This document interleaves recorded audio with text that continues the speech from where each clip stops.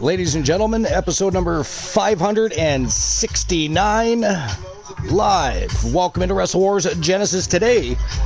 Our main objective is to tie up some loose ends, or attempt to. Anyways, you know how feuds and rivalries work. They either end or they continue to reach a further boiling point, and they get hotter and hotter. So perhaps we'll just simply be adding fuel to the fire, but that's okay. Before we head in to our next SPV for 2024, which is, of course, Mid-Card Mania, which will showcase some of the very best mid-card talent in the world today.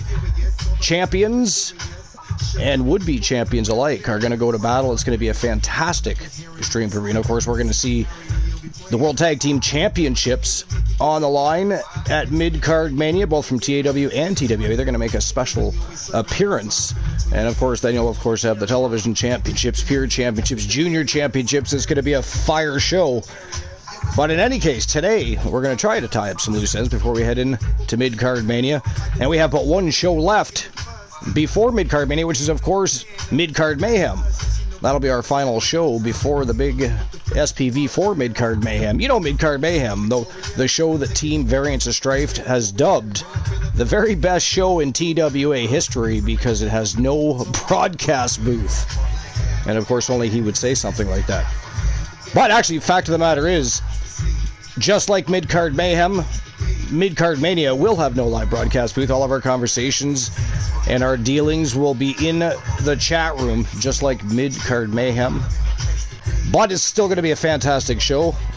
I don't know how many matches yet today. That information has not been released. But I'll, of course, let you guys know, as I know, more information. Speaking of information, the dirt sheet isn't exactly great today. I was having a look. It's pretty lackluster, to say the very least. But I do have a couple of lists we can have a look at, so that's okay. And I'm sure there's other things we're going to discuss. But first and foremost, welcome into Wrestle Wars Genesis. How's everybody doing? What's new and exciting? What's going on? What's happening? Anything going on in the fam jam that I need to know about, should know about? All of the above. But yeah, what's going on? What's new and exciting? I don't know what's going on. It is Sunday. It is afternoon, or I guess depending where you're from. If you happen to be from the UK, like Luke the Gooner, it might be evening by now. It might be evening. I believe it'll be around 8:30 in Luke the Gooner land, the land of the UK. Indeed. But anyways, so yeah, whether it's afternoon, morning, evening, welcome in. What is everybody up to? What's new and exciting? Anybody win the lottery? And don't tell me the TWA jackpot. I will ban you. It's not funny. Buy a new car, take a trip, planning a vacation, get married. If you got divorced, don't tell us that story either. We do not want to know. We do not want to know. That's not interesting information. That is not a way to set the tone for the afternoon. It is not. We don't want to know about that. I know Luke the Gooner, I believe, is doing, I don't know if he's watching, I think he's playing FIFA with some friends right now. So he's on a hiatus from the broadcast booth for at least the time being. He may show up later, who knows. As for anybody else that might join the broadcast booth, I don't know. I mean, sometimes people just sneak in and surprise me, so. But as of right now, it is just myself, and I. But yeah, what's everybody doing? What's new and exciting? We are going to have a little look at the dirt sheets just to see what's going on, while I'm waiting for anybody to answer that question. So I guess there's a little bit more backstage details on the latest round of WWE releases.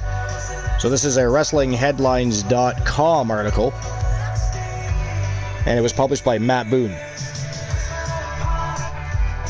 So it says, some more details have surfaced regarding the surprised round of WWE talent cuts made this week. Fightful Select is reporting that the WWE releases of Jinder Mahal, Xia Li, Xia Quinn, and Inda Sure duo of Veer and Sangha were cited internally as budget cuts, although what was told to the talent is unknown. The talent that were released from WWE were informed by the company on Friday evening. According to WWE sources, the higher-ups in the company made the decision for the cuts based on a combination of the talent selected not appearing on television due to creative not having anything for them, as well as upward trajectory based on progression and how long they've been with the company. As the news filtered in online, with Mahal and Lee commenting on social media, several wrestlers at the WWE SmackDown tapings on Friday night were catching word of the situation. Unlike some similar situations in the past, there were not official memos sent to talent or staffing announcing the releases, as WWE no longer publicly announces releases and have not for years now. You know, I actually didn't even realize that. I mean, I do now, obviously, but I did not, though I haven't really been paying too much attention to who has been and has not been released as of late. Yeah, I didn't know they stopped. I mean, it says years. What is define years? Because has it really been years since they've given a "we wish you well in your future endeavors" post out in the public? I don't even know. That's kind of crazy.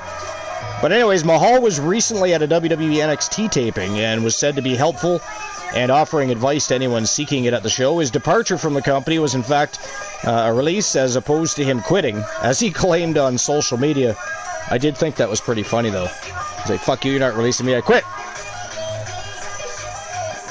Xia Li in particular was working directly with Shawn Michaels not too long ago for her rivalry with then NXT Women's Champion Lyra Valkyrie, and was even initially advertised for Monday's Battle Royal to crown a new WWE Women's World Champion. You know, I didn't know that either, so wait a minute. So we're going to crown a new Women's World Champion after such a prestigious championship building run that Rhea Ripley just had, adding some serious legacy to that new championship. We're going to decide the next champion in a battle royal? A battle royal. Not a tournament. To see who the best is that should go one-on-one to fight for that championship. A battle royal, one on who just has to be agile enough, athletic enough, and, you know, have some tricks up your sleeve to try and, you know, well, not go over the top rope. That just seems silly to me. Lion Sin, what's going on, Lion Sin? I see you. Uzi, what's going on, Uzi? What's new and exciting? Okay, put it back up, you ass. I just realized you said that. I saw your name. I didn't read what you said until now. Day's good, though. Day's good. Wife's working. I thought, I mean, originally we were supposed to go live around 4 p.m. Eastern Standard Time, but I basically accomplished everything I wanted to for the day, which wasn't a whole lot, to be fair. Relaxed a little bit. Had something to eat. So when I say... yeah, not much, I really mean not much. But I decided, what the hell, we'll go live a little bit early and see what we can cook up. 976. Well, I mean, it's close, but no cigar. Oh, wait, that was Uzi. 751. Yeah, you were close, but you got to come within 10. I mean, for a couple of seasons, we had it so you only had to come within, like, 50, I believe it was.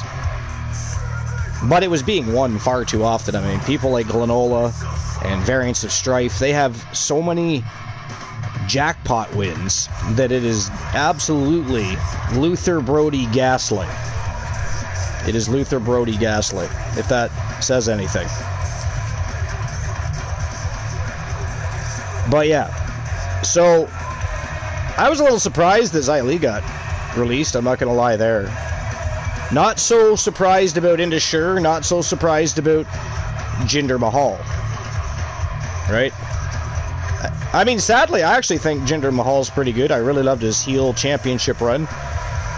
But he just doesn't resonate with a lot of fans. Like, there's a lot of fans that just, they can't seem to invest in Jinder. So, but, it is what it is.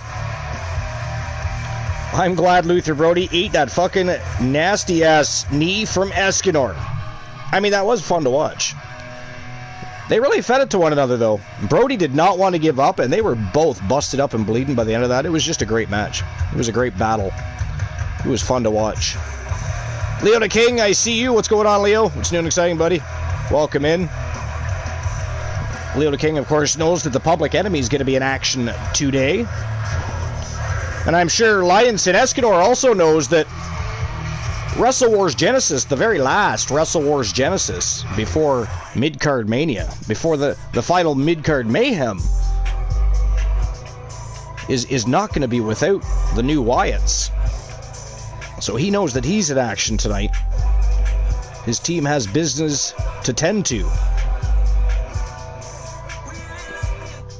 But yeah, so Brody hit Escanor with many weapons. Yeah, he did. Yeah, Brody, he likes to use weapons. He's dirty.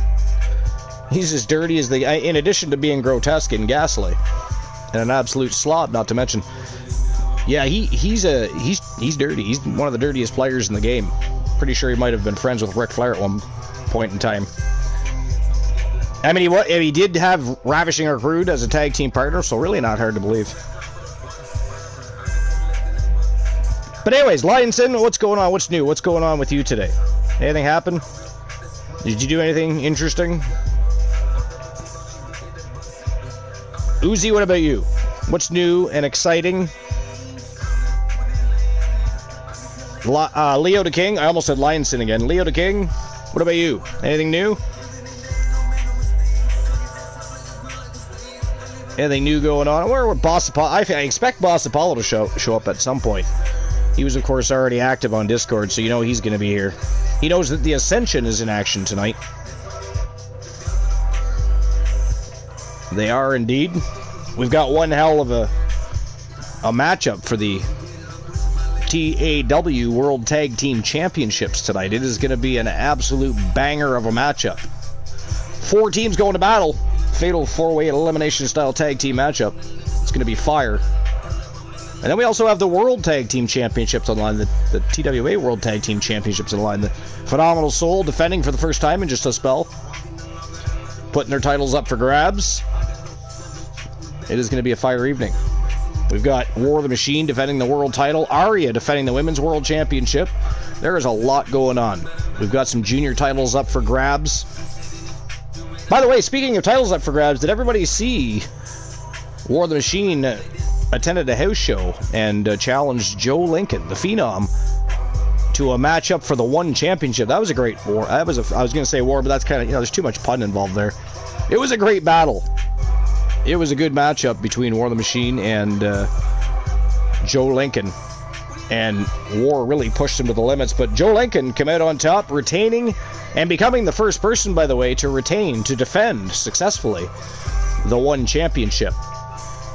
Yesterday, of course, did everybody see that The Rock stole Joe Lincoln's title yesterday? Of course, that pissed Archer off when he saw that backstage. Lincoln didn't even have to say a damn word. Archer saw that shit and dragged The Rock right into the ring, beat the piss out of him. That was a great match. It wasn't for a title or anything, but it was a great matchup. Technically, Archer has beaten The Rock twice now. The original time to become the inaugural One Champion, and then, of course, The Rock complained and whined that Archer had to use a stop sign to the face to beat him, which spawned the next matchup where The Rock defeated him to become the One Champion, and then, of course, Joe Lincoln stepped in and defeated The Rock for that championship. Well, the Machine tried to do the same, tried to dethrone Joe Lincoln, so we could add another name to the list of so far great champions and superstars that have held that belt already. It's in its young story.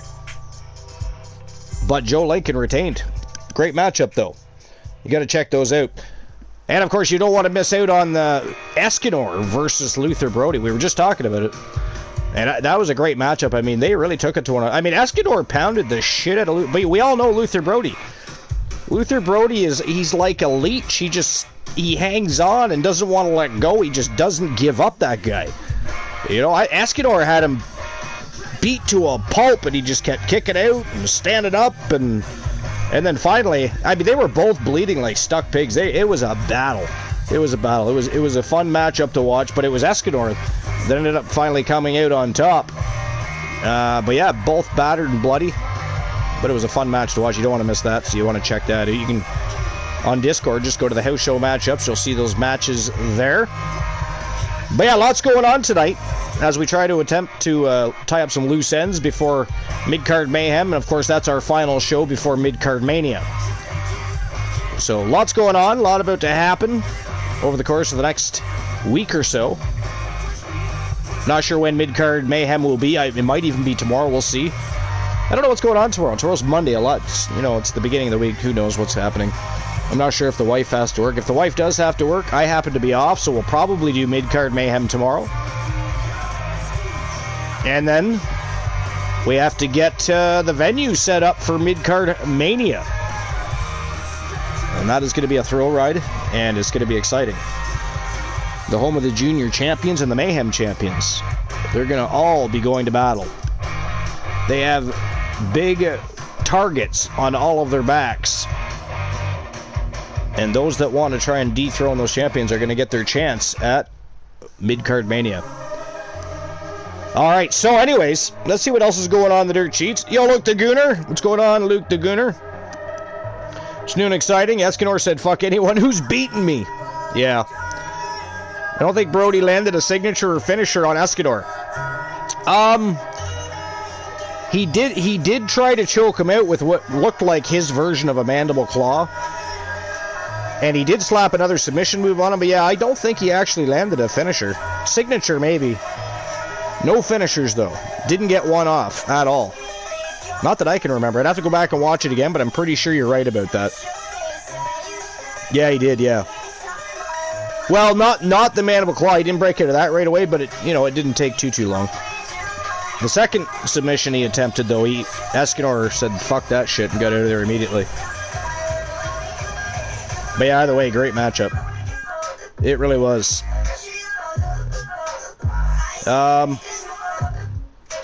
Yeah, so apparently there was just to finish off that, because I got ranting about the fact that they're going to put the Women's World Championship up in a battle royal. I just think that's silly. There's so much more they could do with that and build a story.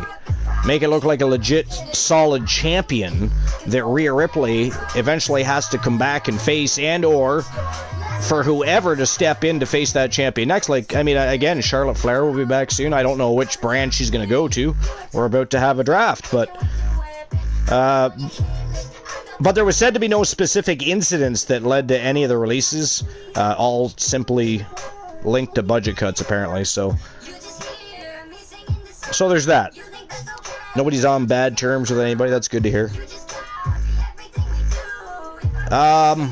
So aside from that, there's a backstage update on the future of the WWE SmackDown Tag Team titles. And by the way, we've all been kind of in awe as they keep releasing these new championships so far. Which titles do you guys like better? Do you like the SmackDown Tag Team titles or the Raw SmackDown, or the Raw Tag Team titles? I think they're both nice.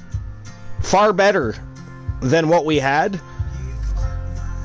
But me personally, and I don't speak for everybody, I like the SmackDown tag titles the best. But I like both. I do like both. I just like SmackDown's belts better.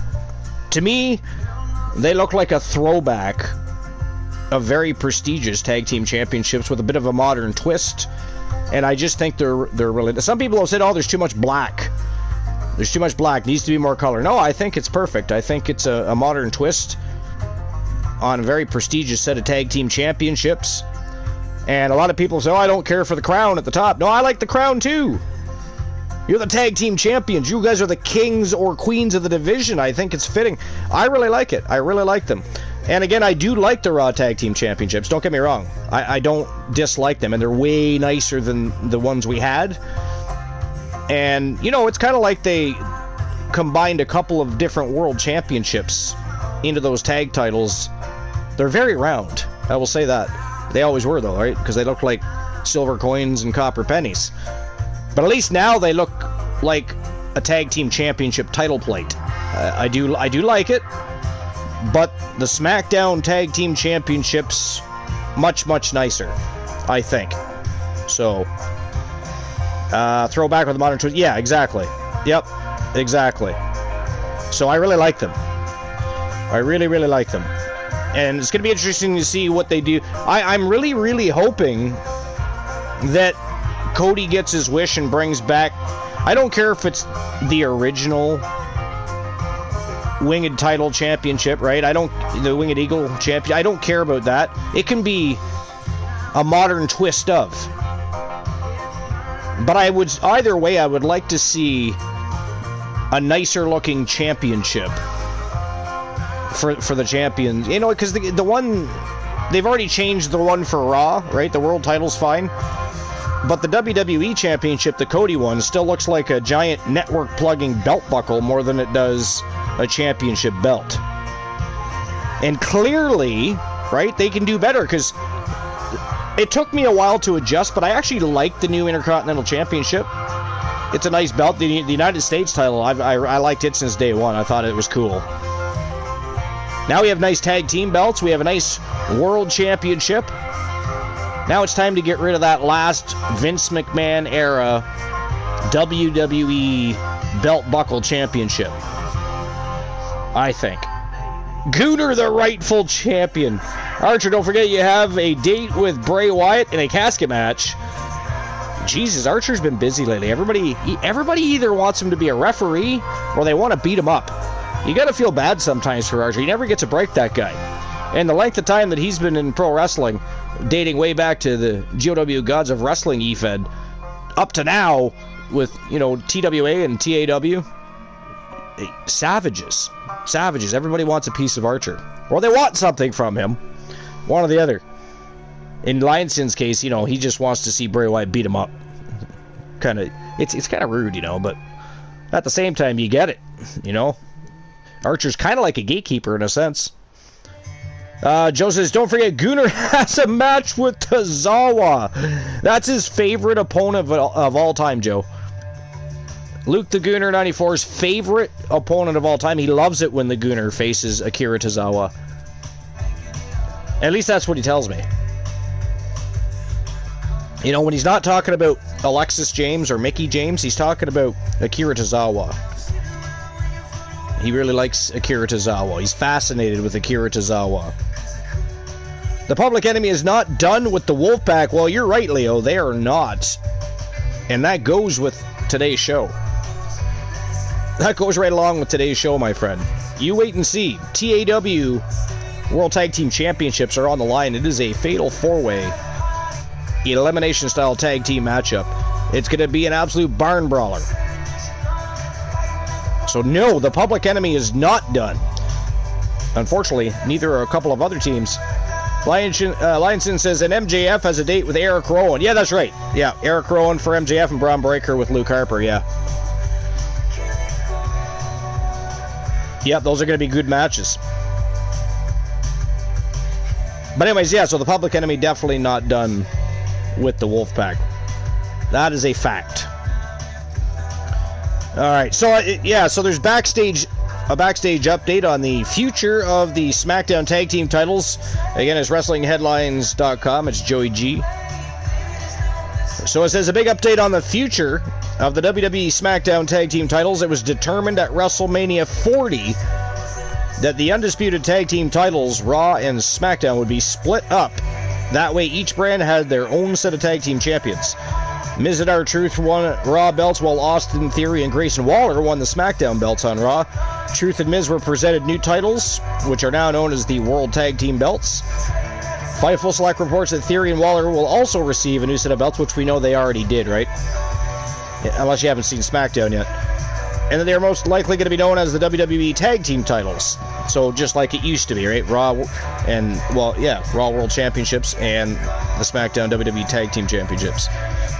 Except for they're just dropping the brand names and going with World and WWE. This will help avoid any awkward trading of champions or issues regarding the upcoming draft.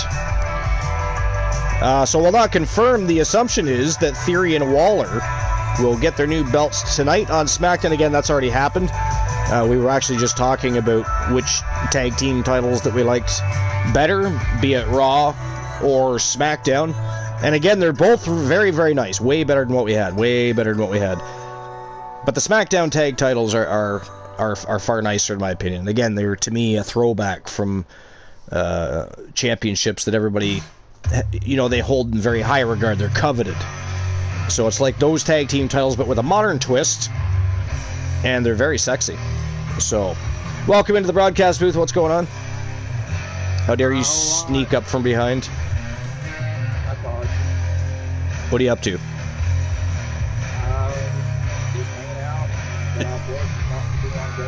Oh, you're off work. Excellent. Excellent. So what do you got going on? Are you going to be on the broadcast booth for the show? You got plans? I'm kind of hanging out with you and Tony Shinobi. Nice. Yes, Oni Shinobi is live. I was there for a little bit before I decided to go live. I like to pop in when he's live. He always puts on a good show. So, and he's got a good community too. So that doesn't hurt at all. So he's one of, like, I used to have, we'll say several for argument's sakes. Several E-Feds I would watch here and there, and just a lot of them, the environment changes. You know what I mean? Do you know what I mean? The atmosphere changes in the arena, so to speak, and it makes it less desirable. So, what I do miss that I was forced to stop watching due to circumstances is, Dogface. Because Dog's a good entertainer and always had a fun show to watch. So it's too bad that.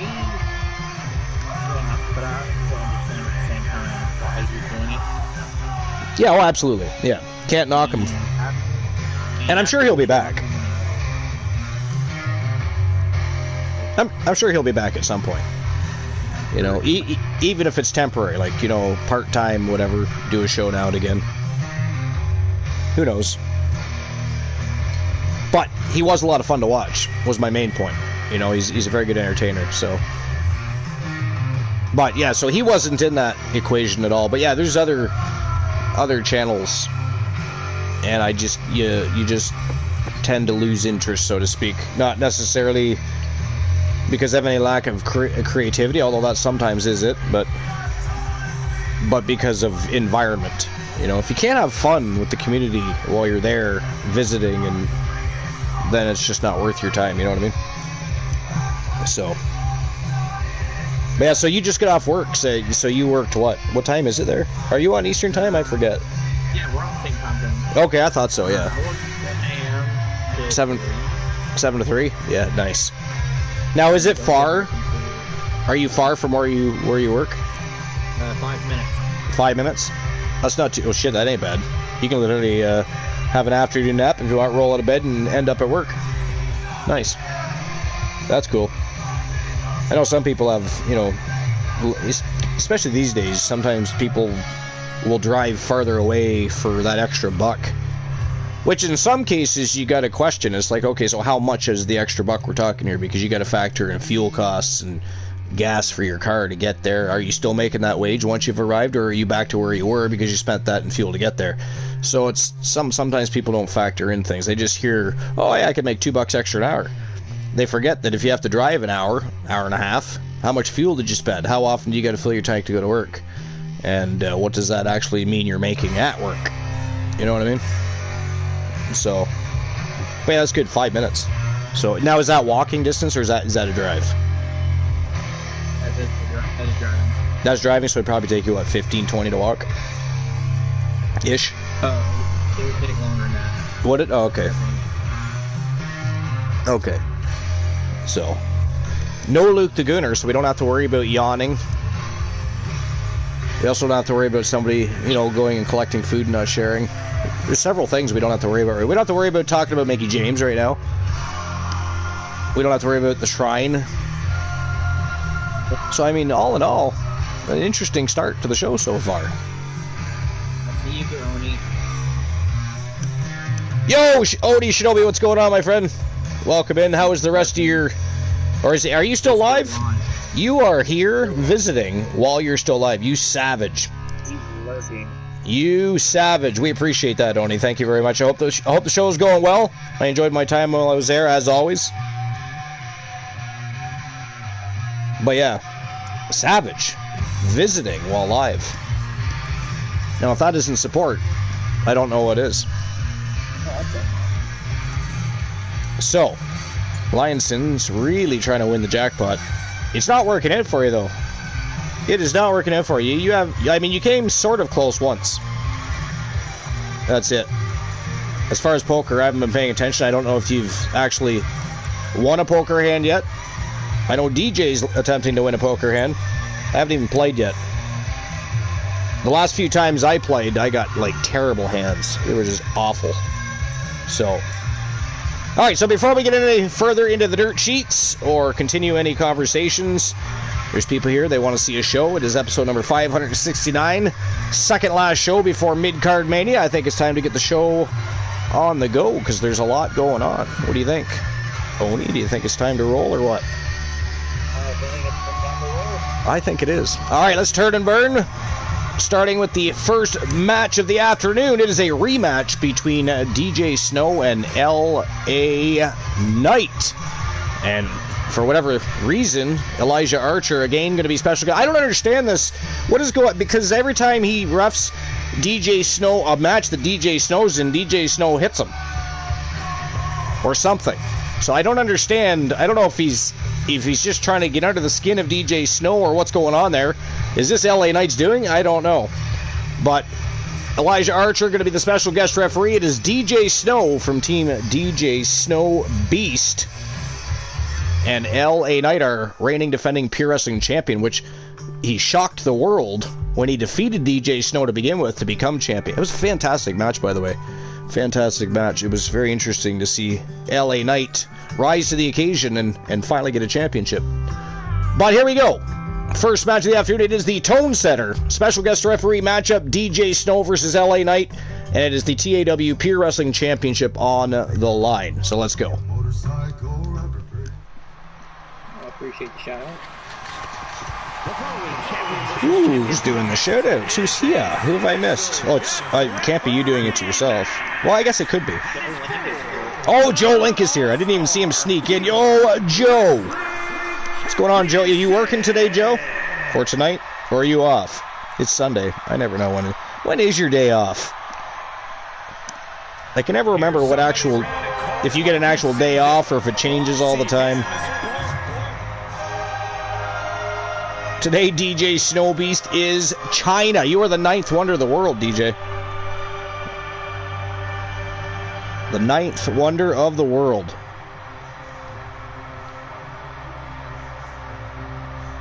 Sir Jack is here as well. I am Razor Ramon today. I am the bad guy. Chico. I'm you. Odie is the one. Elijah Archer. Nice. Archer, I'm gonna get on your nerves real quick. Well, you already did that. You showed up. I'm just kidding. No, what you're going to talk about Escanor, aren't you? You're going to talk about Escanor versus Brody, and how you think the not the Wolfpack, the new Wyatt family, is going to tear down the coalition, one superstar at a time. I mean, we've heard that story before. Lionston says both me and Joe Lincoln got The Rock as today's super... Did you really? You're both the great one. I don't know. I think we need a match between Escanor and Joe Lincoln now. Who's the real great one? But Escanor's going to have to make the poll. He's going to have to make the list. Because to find out who the one champion is, you have to be chosen by the champion to face the champion. That's how that championship works. It's a lot like the $1 Million Championship for the most part. It won't be defended nearly as often as the others. And everybody has to vote on it.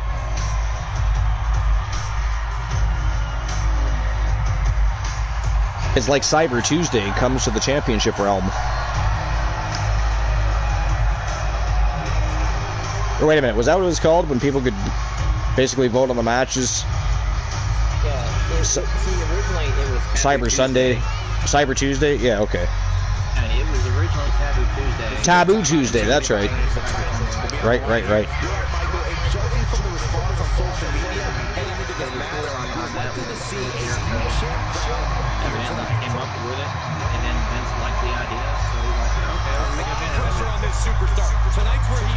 Interesting.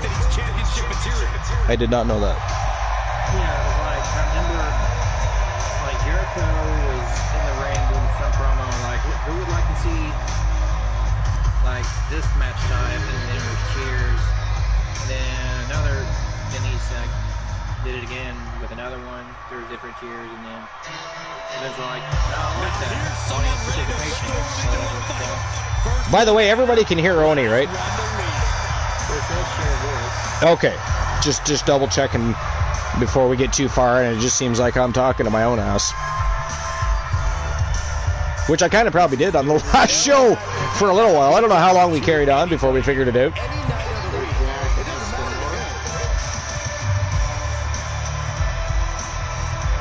Escanor. Jack shouting out Joe Link.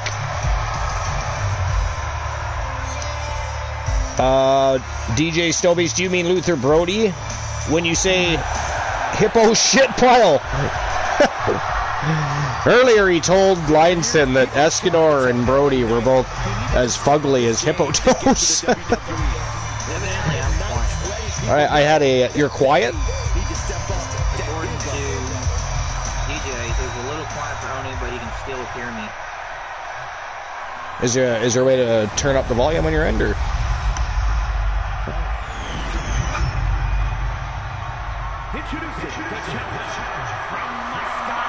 DJ Snow, of course, also the Mayhem champion, so nobody's defeated him for that title. He's had challengers, he's beat them both. Or wait a minute, has he had 2 defenses or 3 now? I forget. But he wants that Pure Wrestling Championship back. Got to go through L.A. Knight. Yeah. To make that happen, though. How much does Joe want to talk to L.A. Knight? You win this title, you are a top name in this industry. So yeah, anyways, at least 3 that I know of. Yeah, that's what I knew it was 2 or 3, one or the other. I think you're right, I think it's 3. I absolutely do. Joe Link says plus, 3 plus. I don't think he said, has he had more than 3 defenses of that title? Is that what you're saying? Or is that like some sort of target and you're trying to shoot us? Are you a sniper? You'll have to forgive me for the lack of information on Cyber sniping.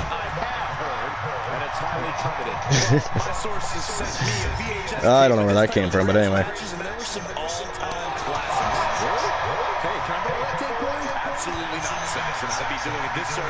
So, Oni, before I go on to anything else, I do have to ask.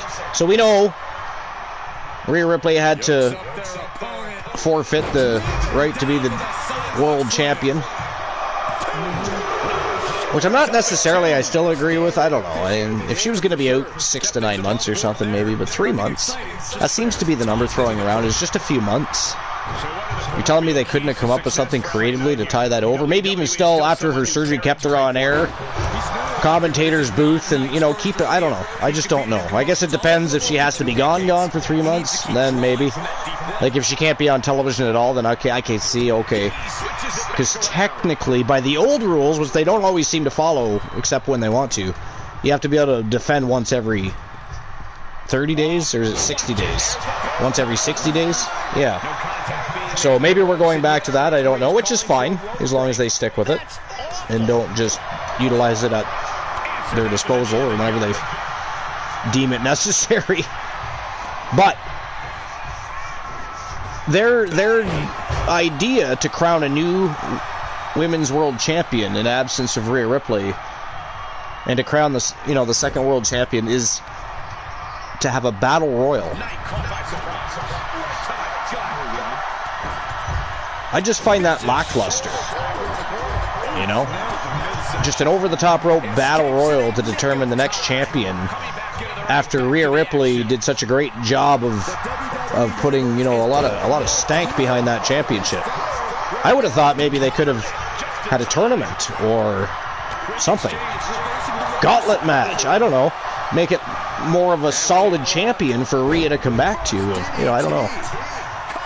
It just seems weird. But But what do you think of that? What's your opinion? You certainly can't complain about the officiating in that pin count. Have the top people Yeah. Because like you had a battle royal, someone like Nia Jax could win it, and that's not going to go over well with anybody at all. Right. Yep.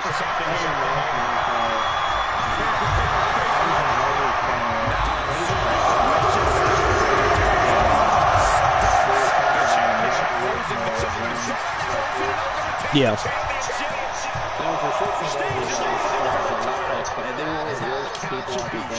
Oh no, who'd you pick? Nia Jax. What? Let me guess. Tamina Snuka.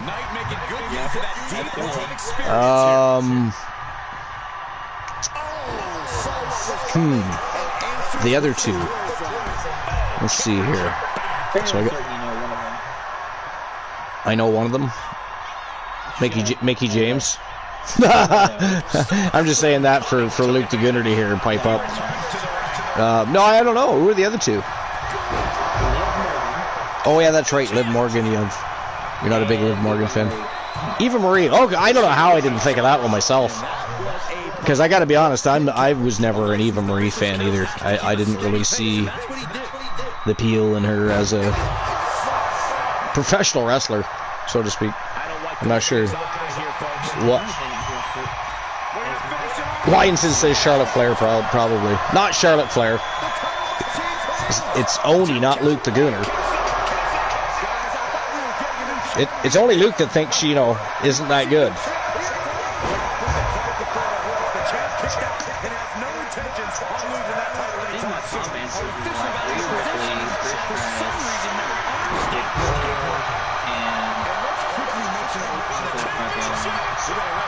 Yeah, that's a pretty good start. I mean, I might even put Beth Phoenix up there somewhere.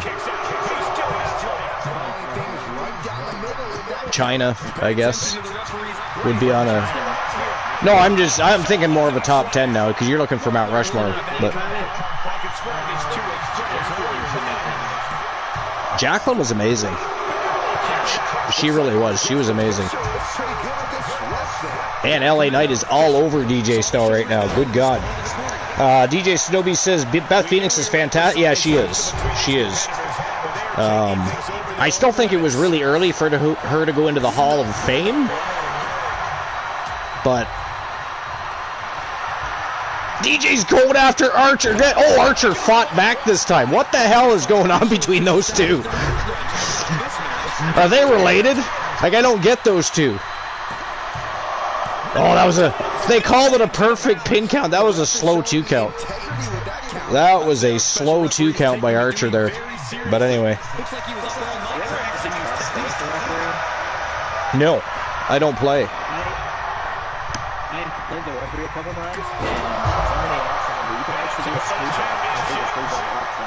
Nice. Oh, there it is! That is it. That is all. Ladies and gentlemen, the winner of the match and new TAW Pure Wrestling Champion from Team DJ Snow Beast. It is DJ Snow going home with the gold. And he is once again a double champion. Of course, DJ Snow, he's already become a Triple Crown champion, but he wants to become a Grand Slam champion. That is something that is very, very hard to accomplish. Just ask January. Just ask B. Jackson, Amber Extreme. Ask them. It is not an easy task. Again, we're 5 seasons strong, and there's a very short list of people that have accomplished that. Very short list. So, specifically when you're talking about January, who of course has been deemed and infamously the coldest bitch on the planet, she didn't just become a Triple Crown champion or a Grand Slam champion. She marched on, became a quintuple champion, and then she said, hell no, that ain't good enough, became a sextuplet champion. And she's literally the only person that's ever done that. Well, she's the only one that's ever achieved quintuple champion status as well, not to mention. So, but can somebody else do it? I don't know. It is not easy. Oh, it's definitely possible.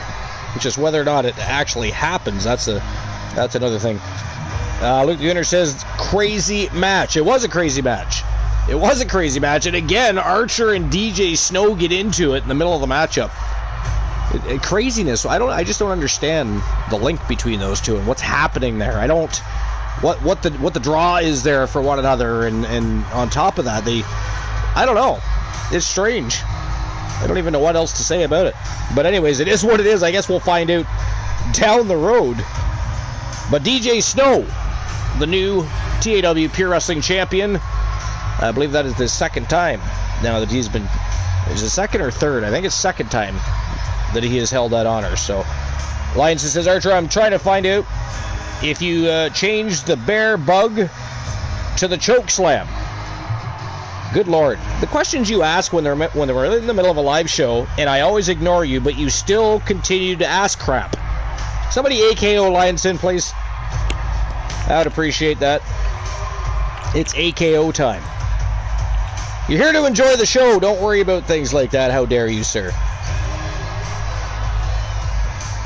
Luke the Gooner says, Mickey James, Shrine Gooner. Mentioned all of them in one breath. Did you see that? Mickey James, Shrine Gooner. The only thing he missed was yawn and belch. And food from a concession stand without sharing with his peers. That's not in there. So you missed out on an opportunity to tell the full truth there, Luke. Alright, here we go. Let's move on to matchup number 2. And this matchup is for the Junior Tag Team Championships.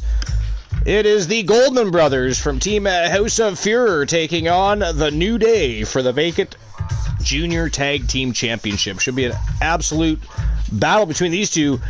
I mean, Big E is powerful and technical. Kofi Kingston is a high-flying... He's a speedster. I mean, he could wear the Flash uniform when you think about it. That guy's all over the place. He's got to be a hard... I know he's wrestled many different superstars, but he's got to be a hard superstar to wrestle just because of his athleticism and his agility. And, you know, you could go to clothesline him and he just bend backwards, spring back up, and nail... You know what I mean? There's just so many levels to Kofi Kingston's game. So, and yeah. I think he makes better tag team partners actually with Xavier Woods than Big E, but Big E, everybody loves Big E, so Big E is the partner for Kofi Kingston tonight apparently. But taking on the Goldman Brothers, who until not long ago, they've been Junior Tag Team Champions before. They've lost but one time, and that was to the World Tag Team Champions. And so they've got one blemish, and they haven't looked back since. They've already picked up more than one win since then. I believe they've picked up 2, maybe 3 victories actually since then. So tonight they want to become Junior Tag Team Champions and march straight back to the World Tag Team Championships, but they got to go through the New Day to do it. And that's the next match of the show. Let's go. All right. They are ready for battle. Ready for battle they are. I wonder if I got my house drop to work. Let's find out.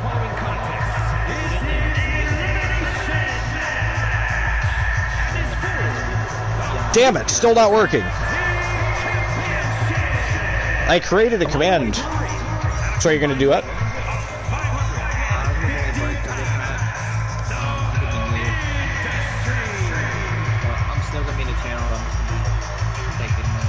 No worries. Sounds good. Breaks are good. Especially when it comes time to have to use the facilities, grab a snack. Nice, absolutely. Sounds good, my friend. But yeah, so as I was saying, I actually created a command to drop a house on Sir Jack, but I cannot for the life of me get it to work. I feel like he's been hanging around with Humboldt's the arcade and has some sort of energy shield around him, preventing that house from dropping on him. It's quite disturbing. I take the time out of my day to drop a house on Jack and it don't work. It does not work. He's like Atlas holding up the world, except for he's holding up a house. So I guess he's more like, you know, maybe a big Mike Holmes. I don't know. Alright, but anyways, while we're waiting for this matchup to get underway, let's have a look at the dirt sheet, see what else is going on while we also wait for Infinitoni to return to the broadcast booth.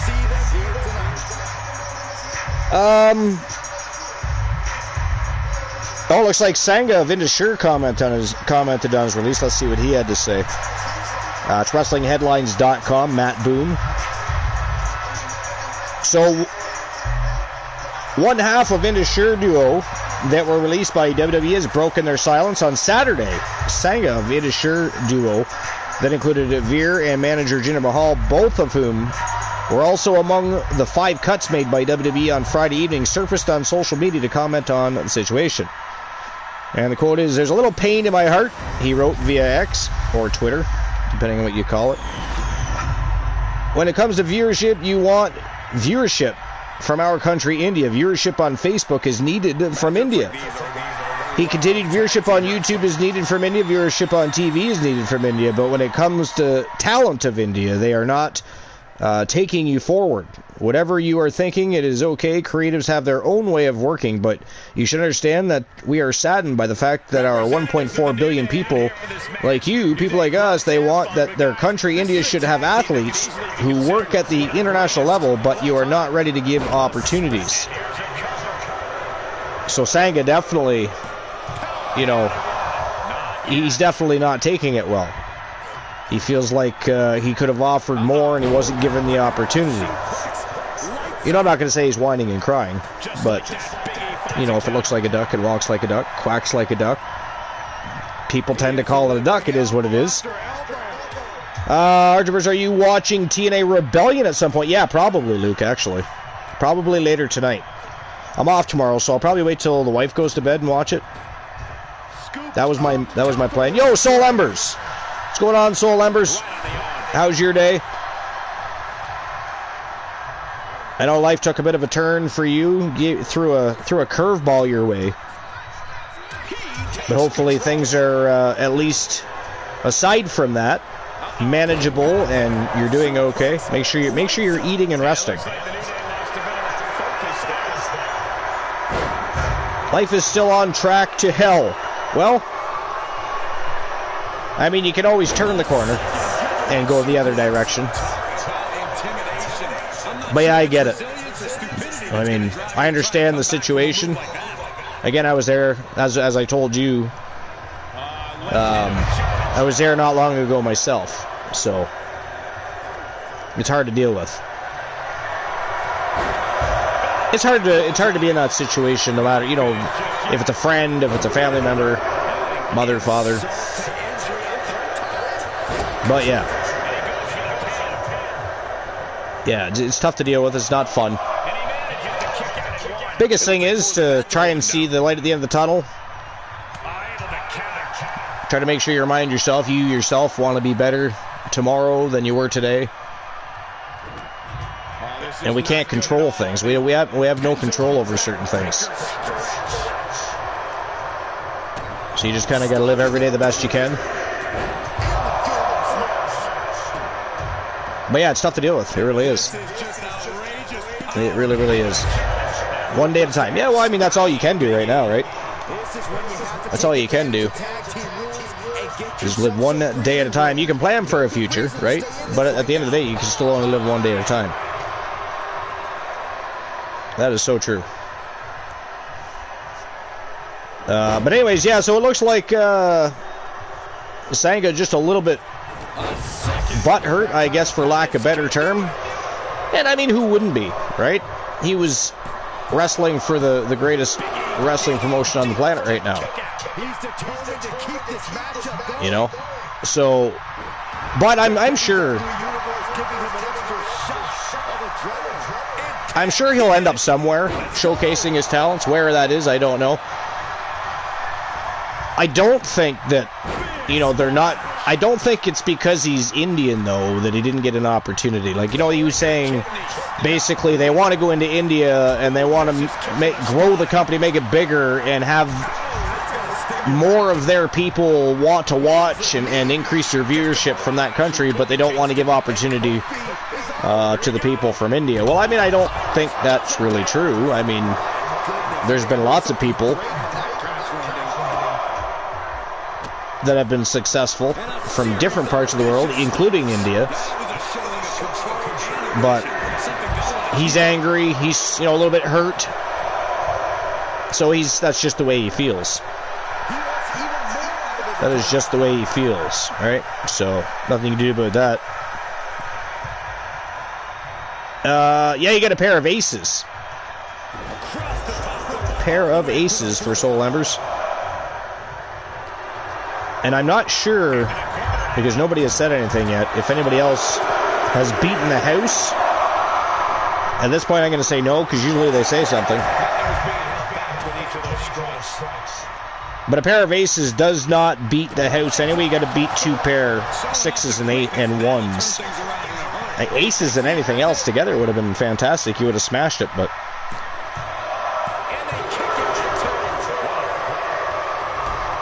Carter Goldman having a tough time here against Kofi Kingston, and Big E, of course, were working very well as a unit there. New Day always did, though, right? They're one of the greatest tag teams ever for a reason. But the Goldman brothers are a formidable team, and are probably going to be champions eventually.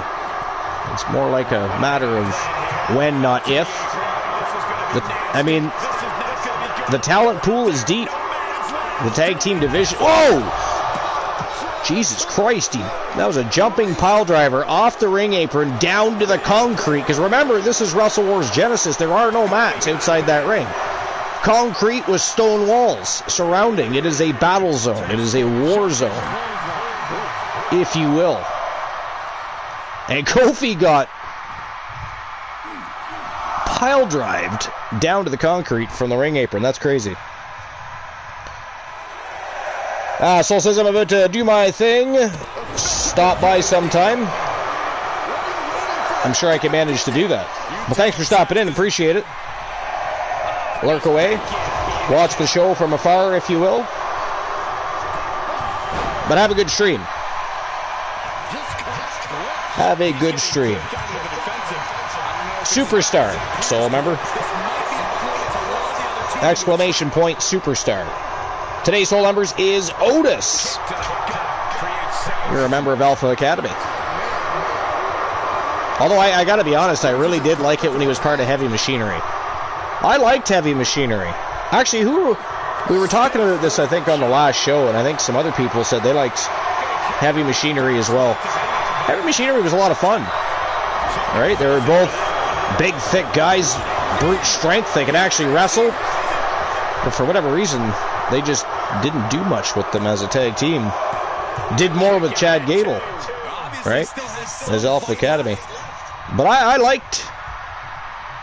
liked Heavy Machinery. I really did. You're as slow as Otis, yeah. Well, I mean, we can't all be, the Flash. We can't all be Barry Allen. Slow and steady wins the race sometimes. Although in professional wrestling, more often than not, slow, get your ass whooped. But so there's that. It just depends on your situation, I guess. Yo, Shadows!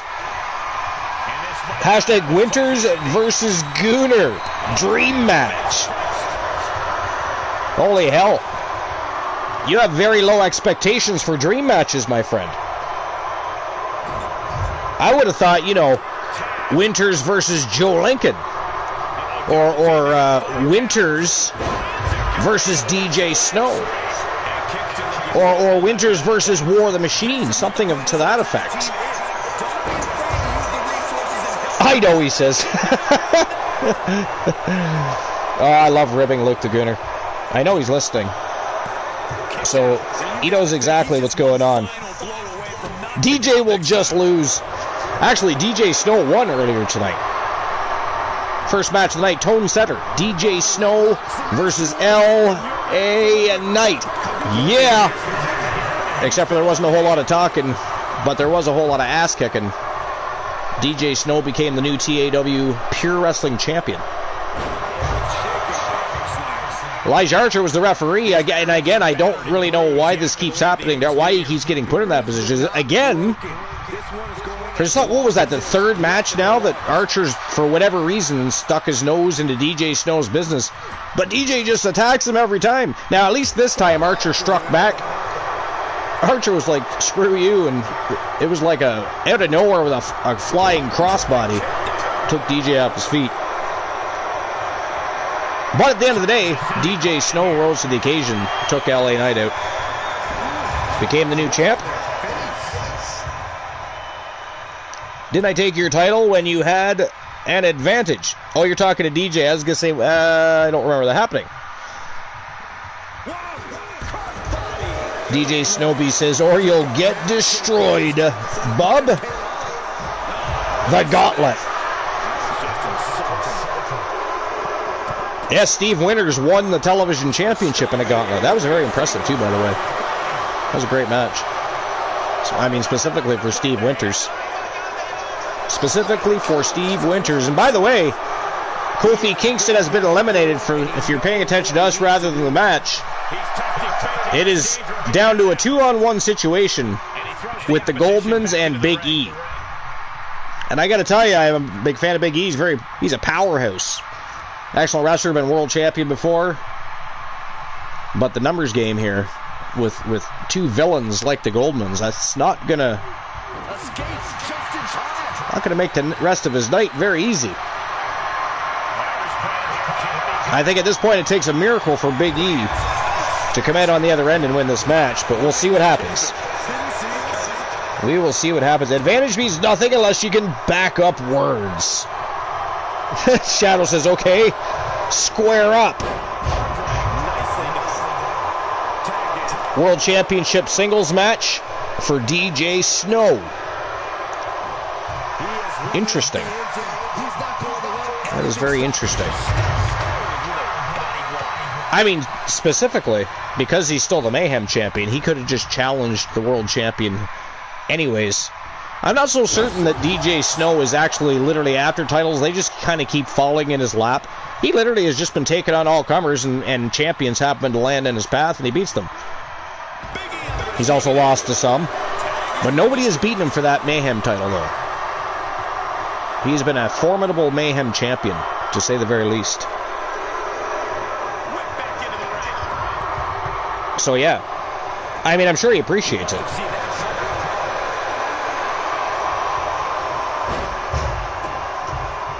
See? DJ Snowby says, thanks, soul. I knew he'd appreciate it. It just wasn't necessarily necessary, you know? He's the Mayhem champion.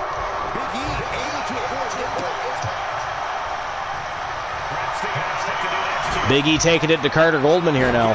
He's attempting to turn. Oh! Chase Goldman attacks him.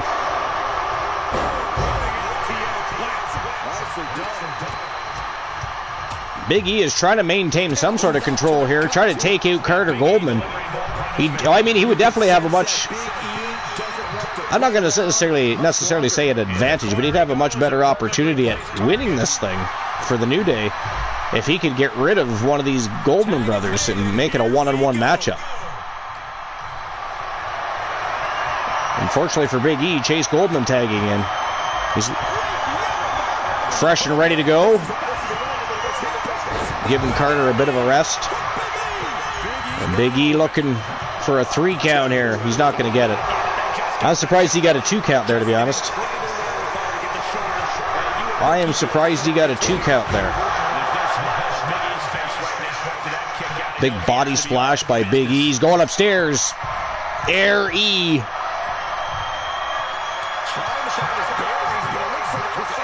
What's his plan here? What's he going to do? Big double axe handle right between the eyes of Chase Goldman. He's eyeing him up here. Wow. And Carter Goldman breaks it up. Not even a 1 count there for Big E. Not even a 1 count.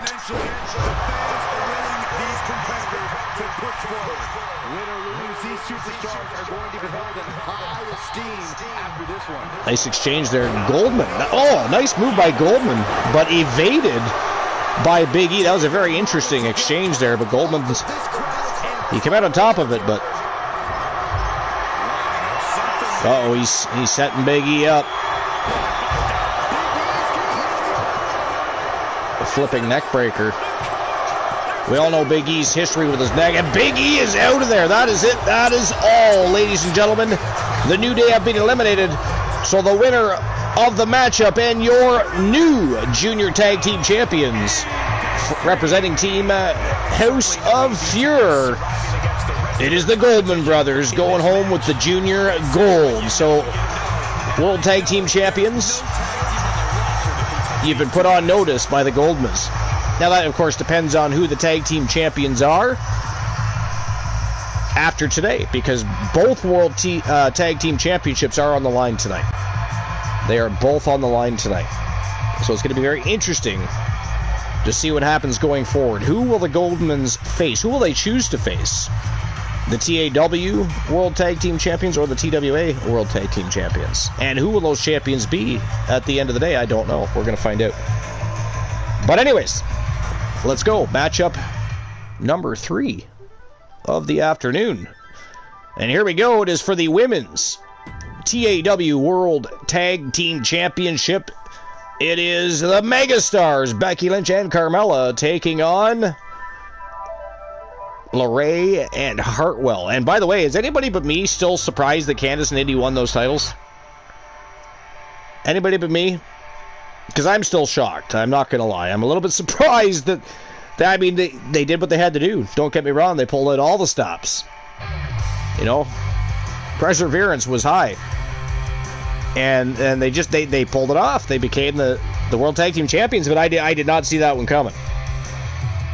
I don't know how anybody else saw that coming either, for that matter, so if you did, hats off to you. I'm not going to lie, that's fantastic predicting. Good God, that takes me back to Mad Chatty Day. Soul, I don't know if you're still here, but or Shadows even, will remember Mad Chatty. Anybody remember when Mad Chatty would have like a 95% accuracy rate on predictions? Like, we had to stop him from betting. We had to prevent him from even betting on matches anymore. It was friggin' insane. You know, at that point, when he was doing all that, I think it was during Season 2. I mean, that would have been your guy to go to and turn to if you were looking for a new set of lottery numbers. Right? Go down to the 7-Eleven, buy yourself a lottery ticket with whatever numbers he gives you. That's what you do there. But anyways, here we go. Without further ado, TAW World Tag Team Championships are on the line. Candice LeRae and Indy Hartwell, the tag team champions, defending against the Megastars, Becky Lynch and Carmella. It is best 2 out of 3 falls tag team action. Let's turn and burn. Welcome back, Oni. What's going on, sir? Always good to have you here. The king of NPW. Speaking of King, the King of Kings music came on. The Megastars are in action.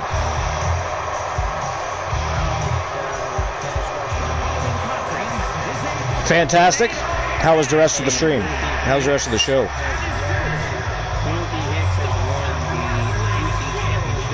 Oh, nice. That's awesome. Right?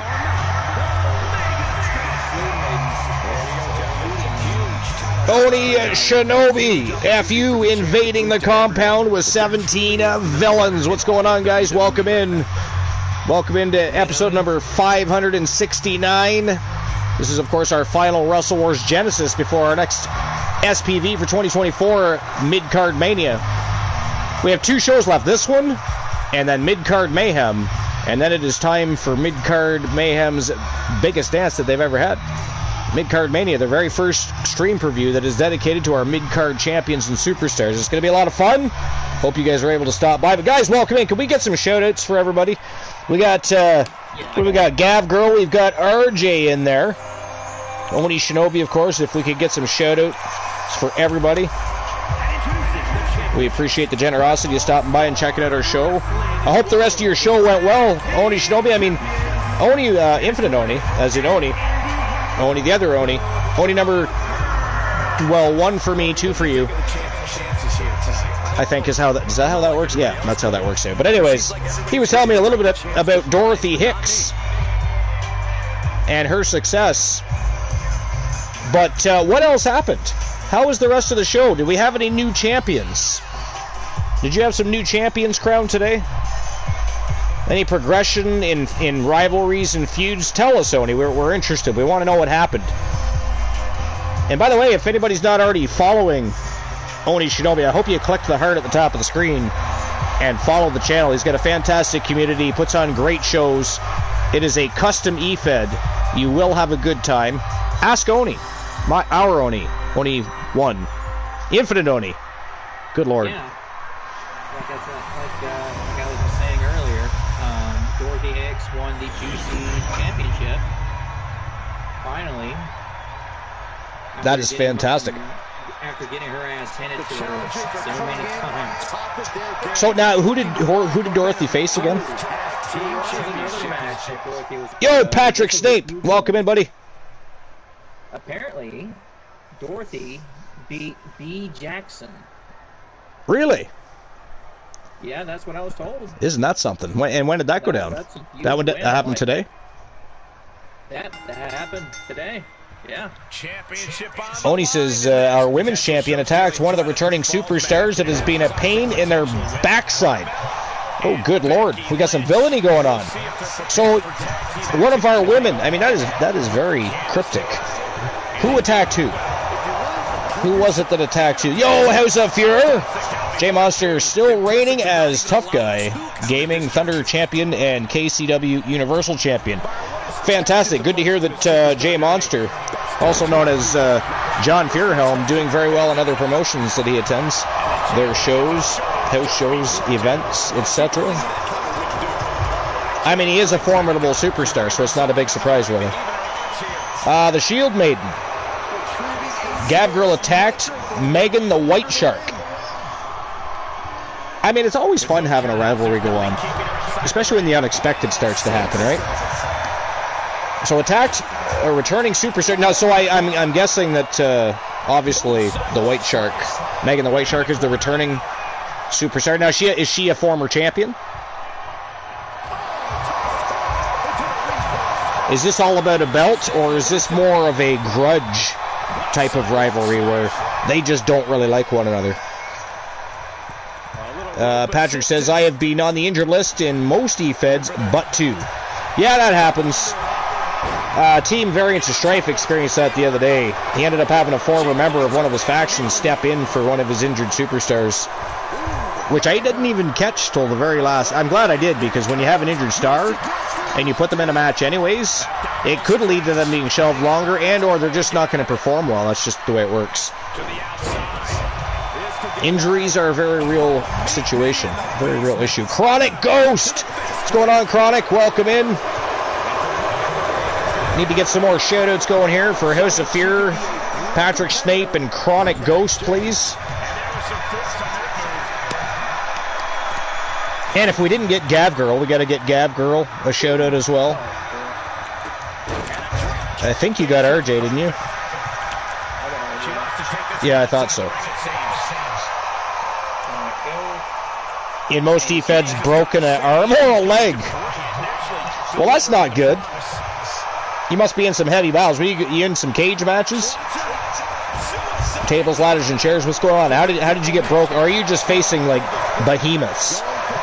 You getting tossed in there against giants, Patrick Snape? Is it an unfair situation? Do we need to send somebody over there to help you out? Hell in a Cell. Yeah, that'll definitely do it.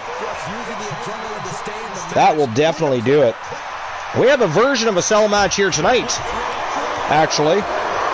The TWA World Tag Team Championships are going to be on the line. First matchup of the championship rounds. And for anybody that's newer to the Archiverse TV and to TWA and TAW, championship rounds for us is the final 3 matches of any event card. So the first match is obviously would be matchup number 7 on the eve today. That made a lot of fucking sense, didn't it? On the eve today. Did you hear that, Oni? I am so surprised you didn't say anything. You didn't even try to rib me one bit. Just let me slide on that one. I actually called my own ass out for that. Wow. Anyways, talk about an oxymoron. But anyway, today Shadows is China, the 9th wonder of the world. I think you're the 2nd person.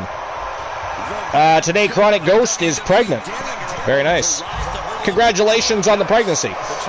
Chronic Ghost, I'm very happy for you. I'm sure everybody else is too. Actually, to be fair, do we not have... Is it Uzi?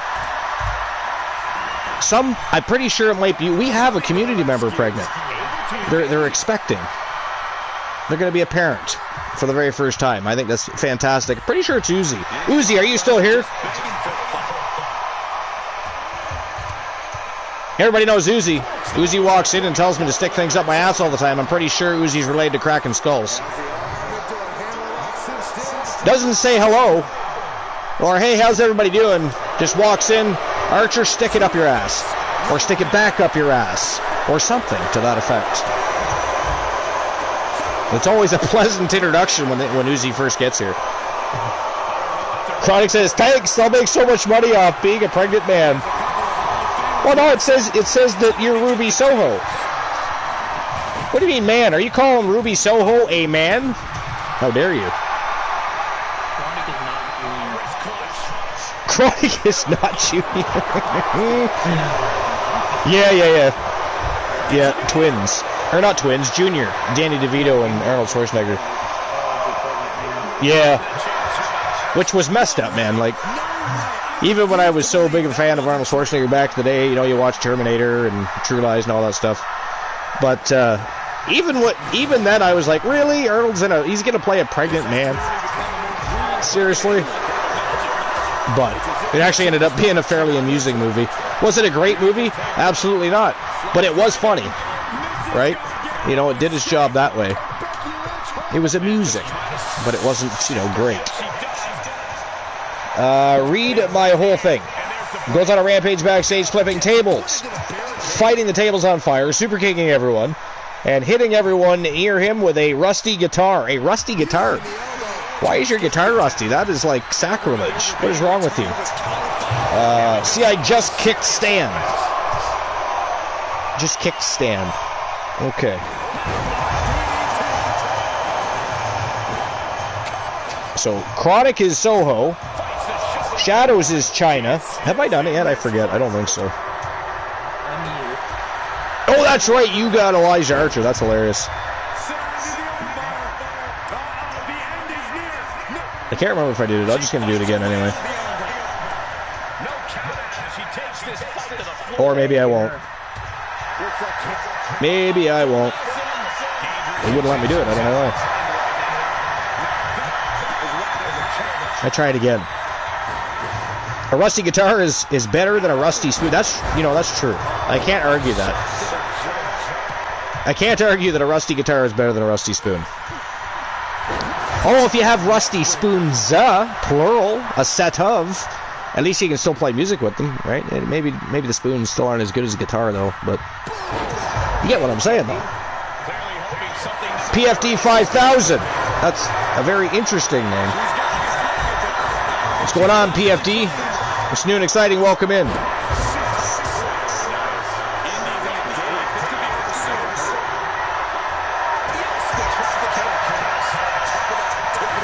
Sorry, say that again.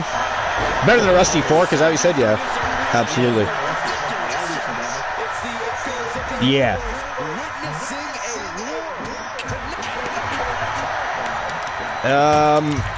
Hi everyone. How can I join?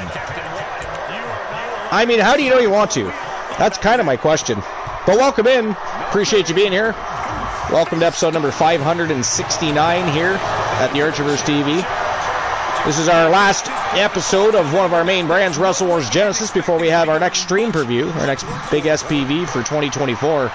It's actually the very first SPV we've ever had where we're going to actually showcase our mid-card superstars and champions that come from Mid-Card Mayhem. Mid-Card Mayhem will be our final show before Mid-Card Mania. So we have one show left after Genesis. Mid-Card Mayhem, and then it's straight on to Mid-Card Mania, which will showcase, again, all of our mid-card champions and superstars in a big way. It's going to be a lot of fun. Hopefully everybody can make it. Our mid-card shows, of course, have no broadcast booth. We entirely chat throughout the show via the chat room. Broadcast booth is only open for Twitch All-Star Wrestling and Wrestle Wars Genesis. Oh, they laid out the referee. And speaking of guitar, it's funny. We're talking about a steel guitar. I look up and there's a guitar in the ring. I kind of figured it was probably time I looked up to see what was going on. I have no idea what's going on, but nobody... I don't think... Has there been any falls? Is anybody paying attention? Oni's distracted me and I haven't been.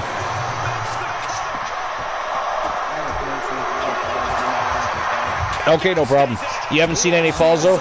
Oh, you're still here. Gotcha. Patrick Snape, your numbers were 859. Unlucky. I don't think anybody's beaten the house yet. I don't have 2K. Can anyone make me a superstar? I mean, nobody can make you a superstar. You gotta work hard. That's crazy.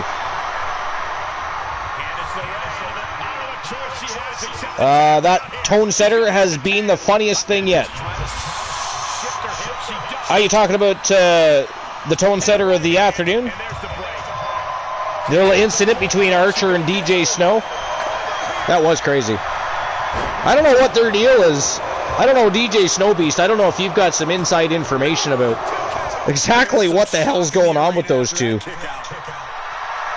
But somehow they keep getting drawn to one another, and Archer keeps ending up refereeing his matches, sticking his nose in his matches, whatever you want to look at, however you want to perceive that. They get into scuffles during matches. France with 2 L's. What's going on, France? What's doing exciting, my friend?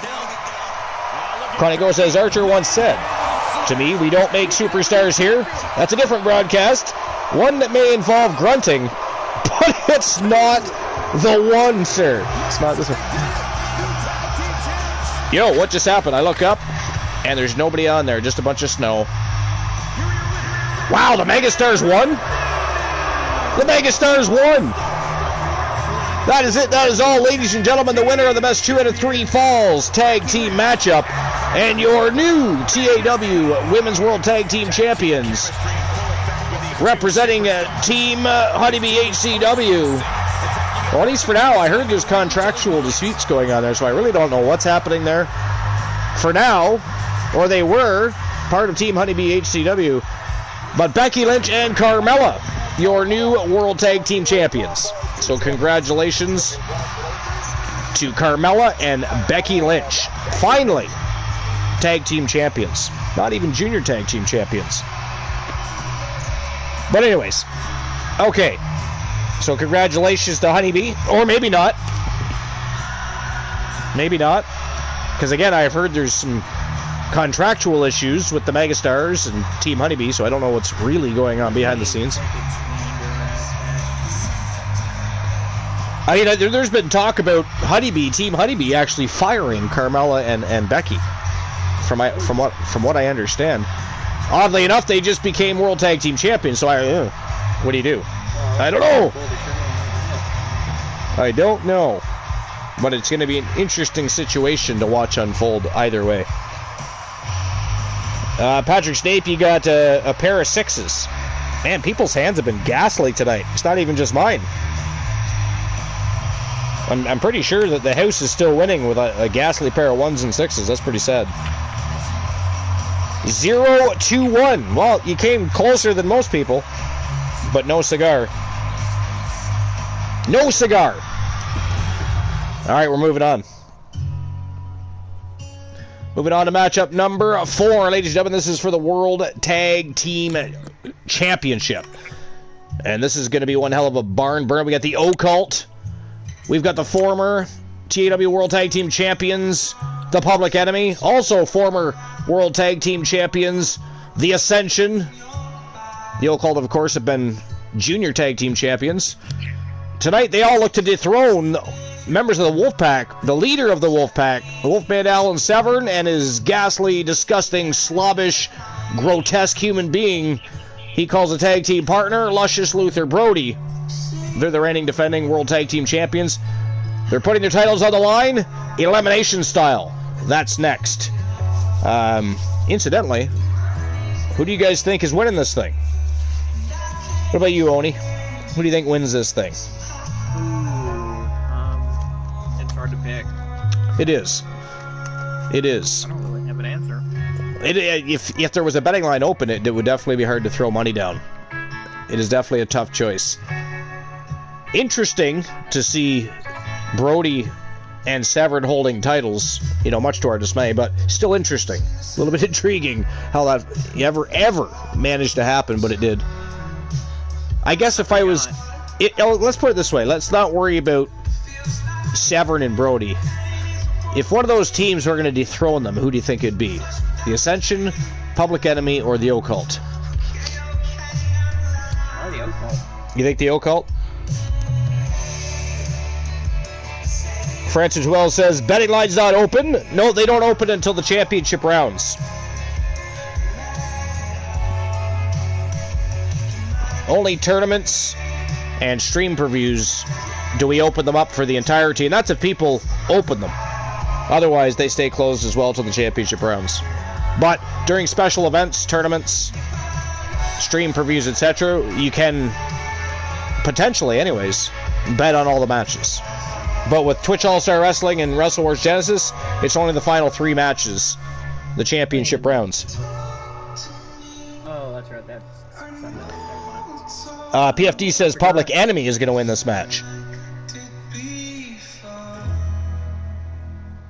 By the way, PFD, if you enjoy yourself and you're having a good time at the show, make sure you smash that follow button. It definitely makes it a lot easier to find it when we're live, hanging out as a community, and having a good time. But here we go, guys. It's time to turn and burn. Tag Team Championships are on the line. The Ascension, the Public Enemy, the Occult, and the Wolfpack going to battle for the World Tag Team Championship. Let's go. Speaking of, it's not poker. You got to put poker. Yo, Strife. What's going on, Strife? How dare you allow Brody to have a title? Or don't you blame me for that when you blame Severn. You blame Team Glenola. Froggy Mothlegs.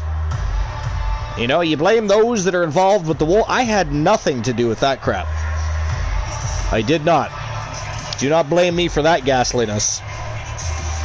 You're damn straight it's fair. I would not hire him back. He's on Severn's payroll, apparently. Holy Snape, you're having some troubles. On his stream, yeah.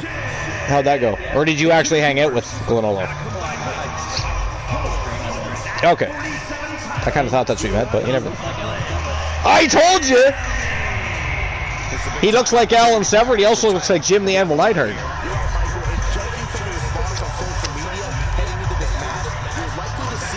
Yeah, he could definitely win a Jim the Anvil Neidhart lookalike contest. PFD, you just hit follow, you know, at the top of the screen there, if you're trying to follow. DJ Snow has been following for 7 months, 20 days, and 2 hours. That is epically awesome. France says, poker game is mine now. Did you beat the hand? The hand of the gods? Did you beat the house? Francis Wells, 1 year, 9 months, 10 days, 16 hours. Patrick Snape, 9 months, 25 days, 16 hours. Infinite Odie. And the damn thing scrolled on me. There we go. 1 year, 3 months, and 4 days. You got 3 9s, France? Nice. That definitely beats the house. That most definitely beats the house. No arguments there. No way around it. Virgo says, these batches, what a joke. Oni Shinobi FU, 8 months, 27 days, 15 hours. Hopefully all of you end up with the exact same amount of time on their channels.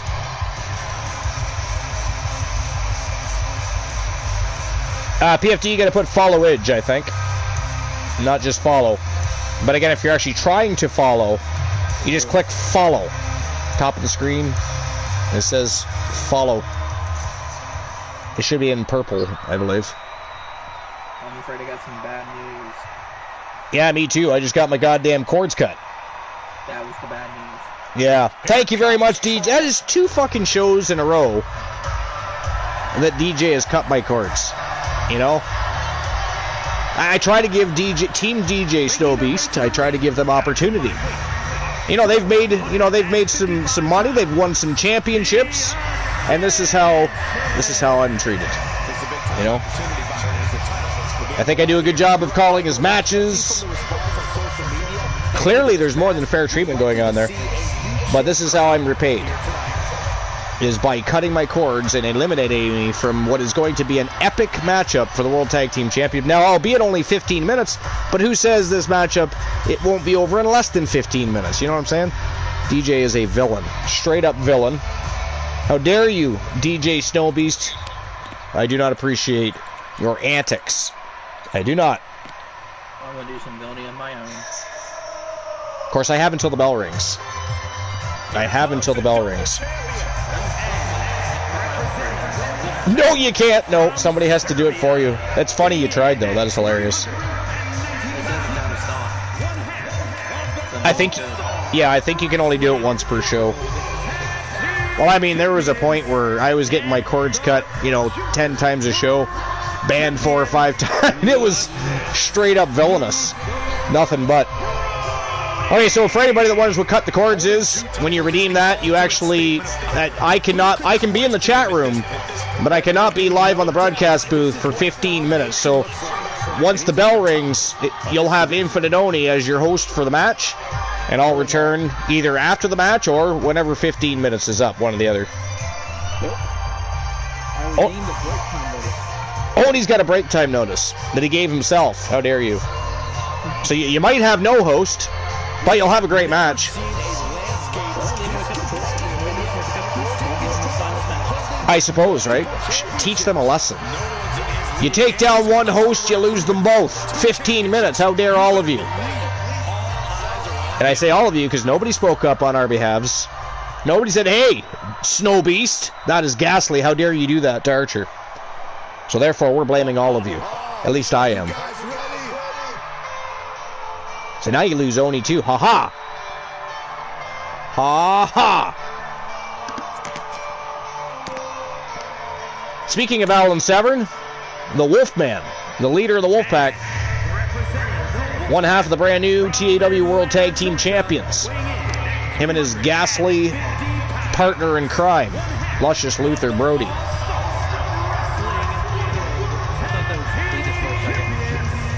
No, it's not Cletus. We haven't seen Cletus in a while. We don't know what's going on with Cletus and what his status is as far as free agency goes. We don't know if he's re-signing, if he's on a more of a permanent hiatus. We don't know. For anybody that doesn't know, though, we did see the return of a Wolfpack member today. The Anomaly Tia Stevens made a big return, and it was a great matchup too, by the way. Now she brought some company with her, and as as convenient as it was, Alan Severn was also the special guest referee for said match. But yeah, she wasted no time surrounding herself by the Wolfpack, because Rose Brewer and Jennifer Wolf accompanied her to the ring, and again, Alan Severn was the special referee earlier this afternoon in a house show matchup. And Tia Stevens picked up a big W in her return against the ninth wonder of the world, China. Great matchup. Then, of course, we saw War of the Machine challenge Joe Lincoln, the Phenom, for the One Championship as voted by the community, the Fam Jam. They got who they wanted to face Joe Lincoln. What they didn't get was a new champion. Joe Lincoln becomes the very first person to defend that championship. Leota King says, what if Angel Terror joins the Wolfpack? That'd be crazy. I mean, why are we trying to give the Wolfpack more firepower here? That's what I want to know. And by the way, the bell has already rang, and I just keep ranting on. I see what you're doing. You're trying to distract me. How dare you, Leota King. I will see everybody in 15 minutes. Enjoy the match. Potentially matches, it just depends on what happens, right? But I'm gone for 15 minutes. Oni, he's taking a break time notice because he's trying to teach you all a lesson. You mess with one, you mess with both. We're both out for the match. But enjoy the match. We'll be back.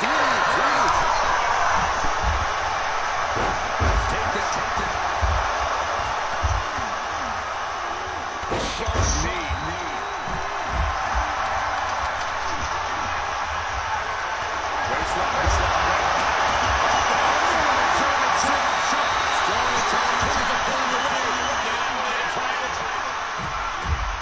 the elevated triangle. And that is a great way to get it. The body shot. The challenge is looking shaky.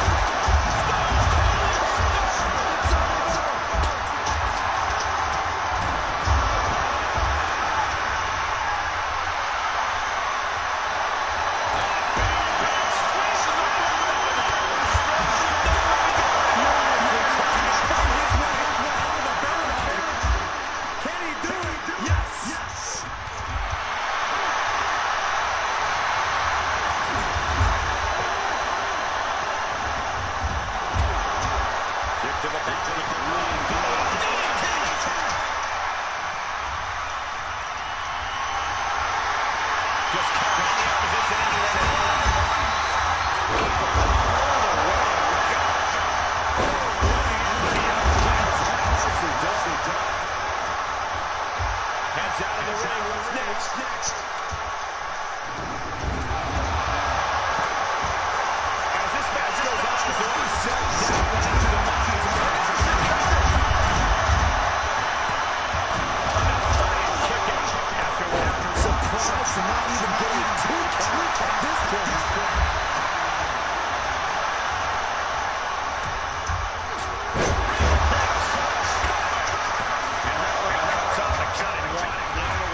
Superstar can do it from the ring. Look at him totally fine with the WWE Universe right now.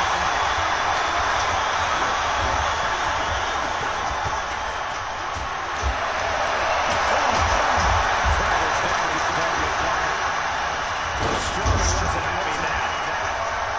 Took the oh man, he is fired up now.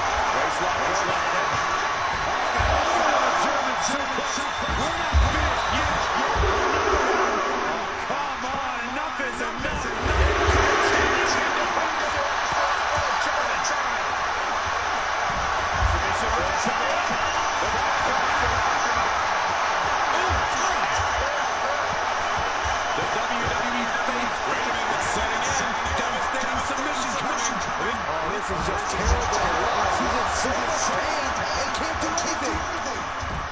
Back in there, completely flips it up.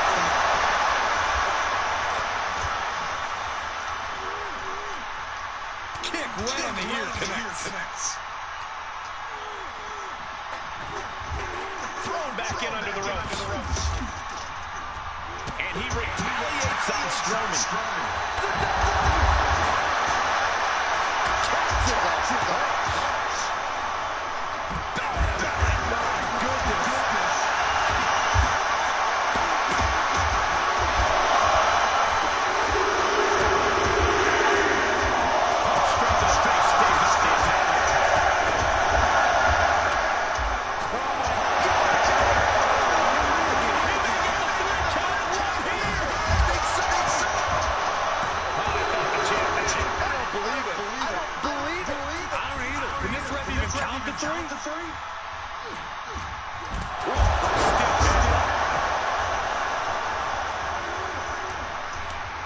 To the stomach, give them seconds.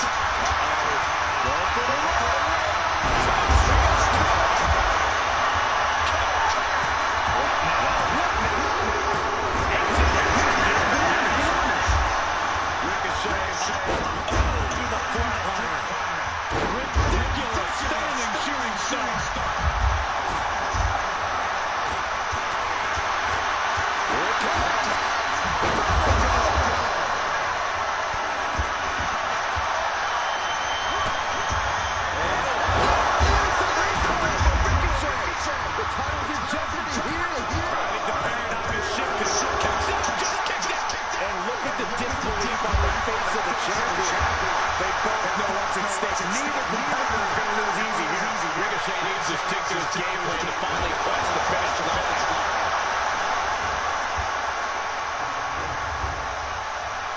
Ricochet now showing us some impressive power.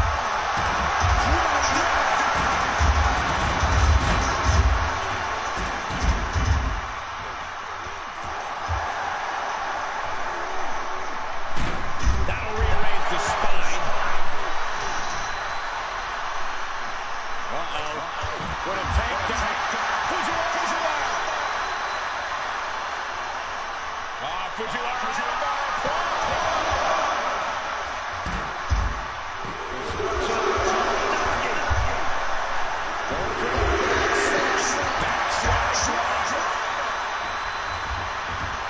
Look at him. Pride and poise, precise.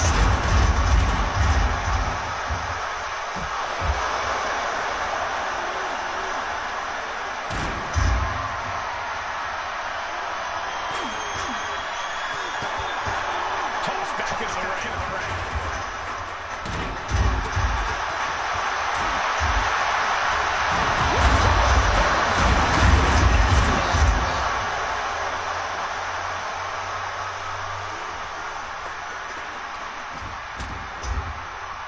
Ricochet. And meanwhile, Ricochet. Go see the new champ. A winning any challenge from Ricochet. There's a kick. And a kick out of two. How is the challenger still in this match? Oh, look at this. It's the burst of strength.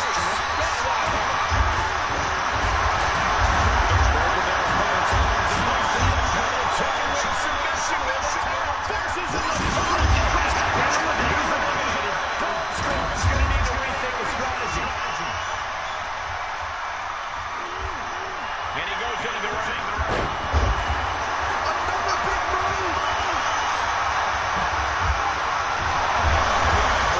The champ has his one in hand. Is it enough? The cover. 3-2 count. Title style. Somehow, this title is still up for grabs. Are we about to see it again? Tombstone. Get the shot. I think the champ's got it.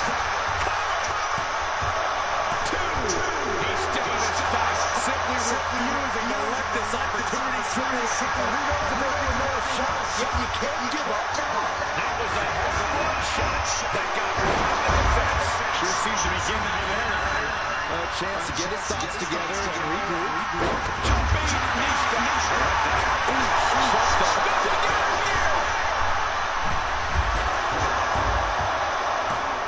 No, stops the count at 2. I didn't think we'd see a kick out there.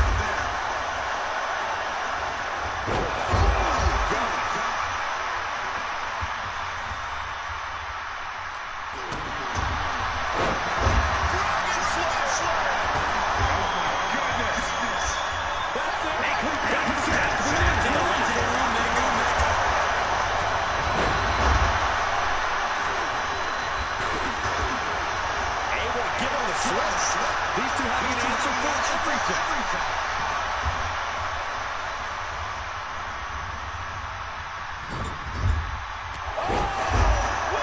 having an answer for everything. He's got blocked. Nothing fancy there. Loving blow. What a smash. That is just insulting. And he's out of there in a nick of time. Down to power. And a double axe-handle smash.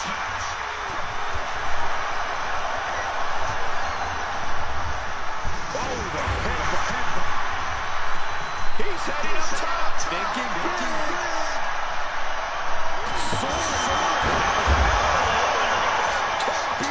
Will the reign continue? And that is congratulations, folks.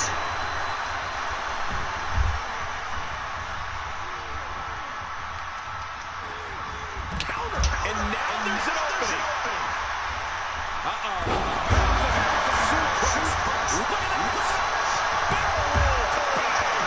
That is tossing your own body around without taking no account of your own well-being.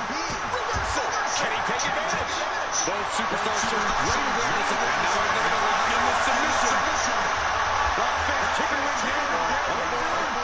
And look at him tapping. He's had enough, but it doesn't even matter in this scenario.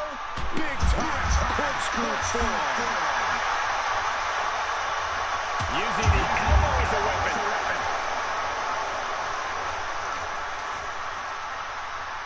Arm wringer applied. Down for a European arm breaker. That was an efficient display of offense with that maneuver. Just continuing to dismantle their opponent.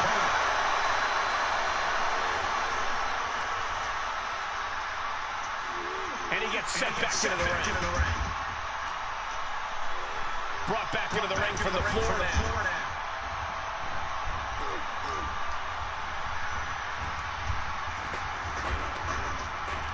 Ricochet got him. Elevated flatline. Just a dominant display. Big power slam. Is it the cover? 2 count. Kick out and the title fight continues. Thought he had it. You gotta be kidding me.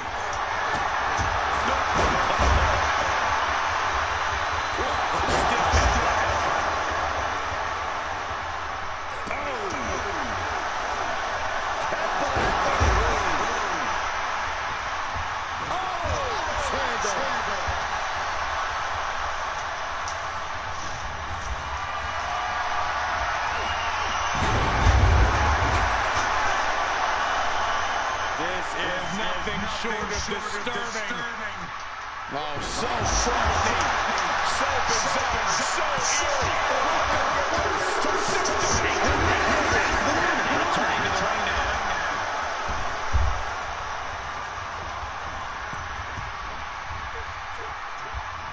And a drop kick. Picture perfect. Heads out and he has all the time he wants. And I have returned. That about eats up my 15 minutes of my cords being cut. Again, thank you very much, DJ Snowbeast, for your villainous, ghastly antics. Although not appreciated, I can understand, I suppose, why one feels the need to waste their Archiverse bucks on cutting my cords. Thank you. And a very interesting situation we got going on here. And by the way, DJ, ha-ha! I made it back before the end of the match. Ha freaking ha. I see what you tried to do there. It was a valiant attempt. It didn't work, sir. You failed. You failed. It's a good thing you won the championship earlier with DJ Snow against LA Knight, because, you know, you had to have something go your way tonight. Because that was an epic fail. I made it back. The match is not over. The championships have not been decided. But here I am. Here I am. If Brody wins, I'll retour.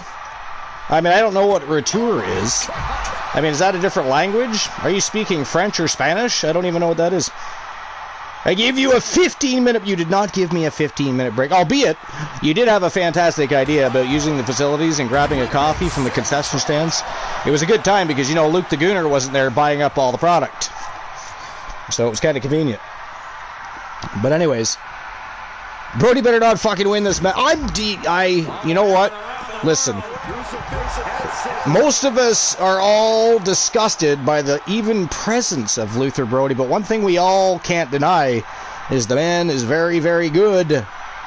You know, Escanor beat him up. But I mean, other people have beat him up. He just keeps coming back. Believe me, we were happy to finally get rid of Luther Brody. And then the Wolfpack, Team Glenola, most notably, the Wolfman Alan Severn, had to bring him back in. I don't know why they would do such a thing, but they did. I got back same time as you. I put the rest of concession stand after you. Nice. What did you get? So you made it there before Luke the Gooner too, then. You made it there before Luke did too. I mean, you got to make it there before Luke. He will buy up all the shit. Wow! And that is it. That is all, ladies and gentlemen. The winner of the Fatal 4-Way Elimination Matchup and your new TAW World Tag Team Champions representing Team Variance of Strife, Ricochet, Braun Strowman. They are the Occult, and they are your new Twitch All-Star Wrestling World Tag Team Champions. Congratulations to Variance of Strife, Ricochet, and Braun Strowman. Finally, the big W. Finally, World Tag Team Championship gold for Braun and Ricochet and Variance of Strife. Fantastic.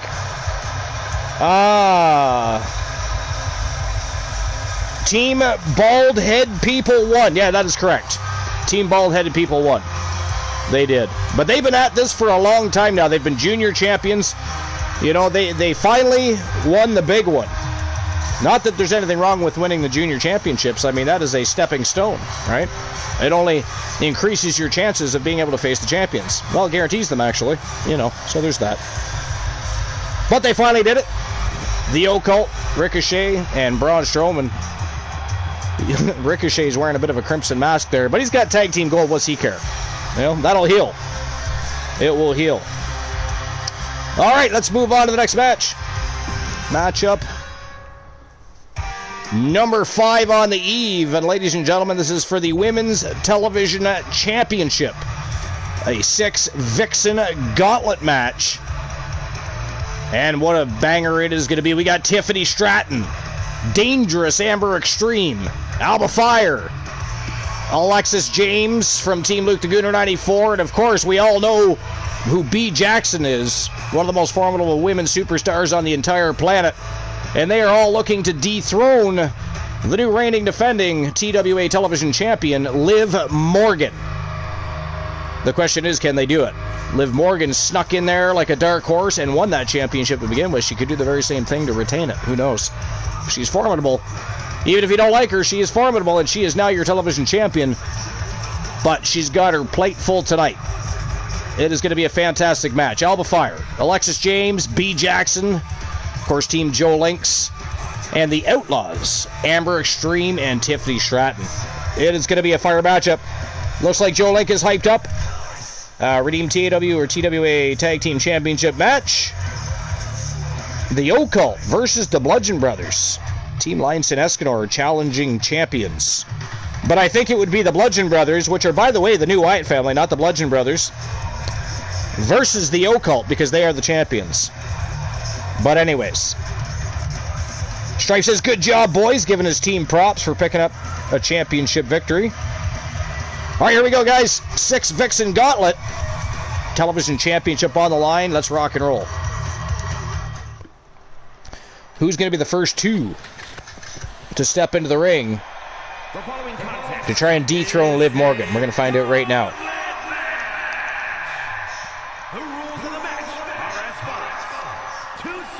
I do know their tag team name, but others may not. We might have newcomers that might think, who the fuck are the Bludgeon Brothers? Have we seen them? Have they been in TWA or TAW before? Do we see them on Mid-Card Mayhem? Where can we see the Bludgeon Brothers? Well, you cannot.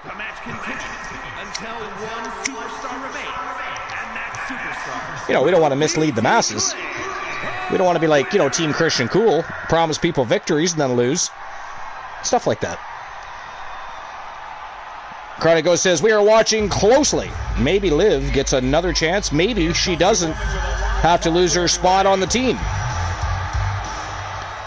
Strife says, I think they already have challengers in line, but we can get a bridge something. Fair enough. Out of the leader of the occult's mouth comes an acceptance, in a way, of challenge. Very nice. I like it when a plan comes together. B. Jackson. She is a double champion. She's, of course, she has been a Grand Slam champion. Very few have ever done that. Amber Extreme, of course, one of them. She's also in this matchup. Not many people. There has been no men yet, anyways, in the 5 seasons that have become a Grand Slam champion.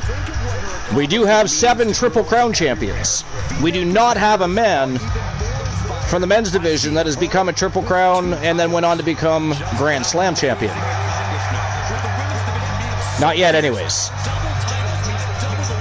It doesn't mean it's not achievable, it just has not happened in the 5 seasons.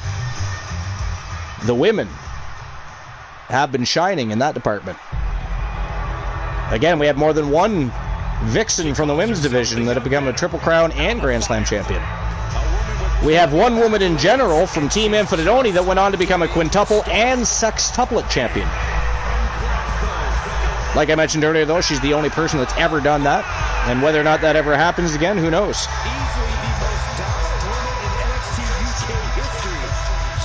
TJ says, like a well-oiled machine, working on it slowly. Braun Strowman is going to be fighting his former brother. It might fuck with Braun a little. Okay.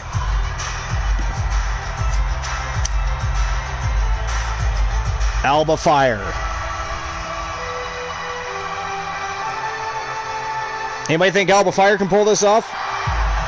Who do you guys have winning this match? Do you think Liv Morgan's going to retain? Who thinks Liv Morgan's going to retain the title? I'll tell you what. If you guys can guess and guess correctly, whoever gets it right, I'll make a poll at some point. The winner of the poll can have a channel redemption reward of their choosing.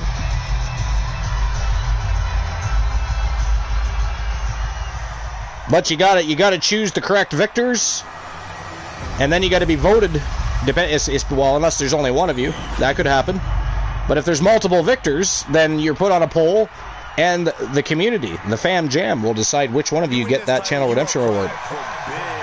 Chronic says she better retain. She's on thin ice. Uh-oh, another superstar potentially ready to be fired. I mean, as I said earlier, from Team Honeybee HCW, apparently there's some contract negotiation going on. There's some disagreements happening within the faction, within the team, and it's been rumored that Becky and Carmella, even though they just won the tag team championships in the women's division, they might end up being fired, future endeavored, if you will, by Team Honeybee HCW. I don't know what the full details are. You know, they're handling their own business. They're being kind of tight-lipped in regard to exact details of what's been going on. But there is some friction in the home, if you will. Letting the new Y family taking the tag titles easily unless the people in the best them for the what? I gotta read that again. Let me try that again. Letting the new Wyatt family taking the tag titles easily, unless the people in line beat them for the titles. I mean, what? Can we translate that just a little bit? Jack says, bish. DJ Snow says, I'd say either B or Alexis James, actually. But I know what you mean. Are taking this matchup.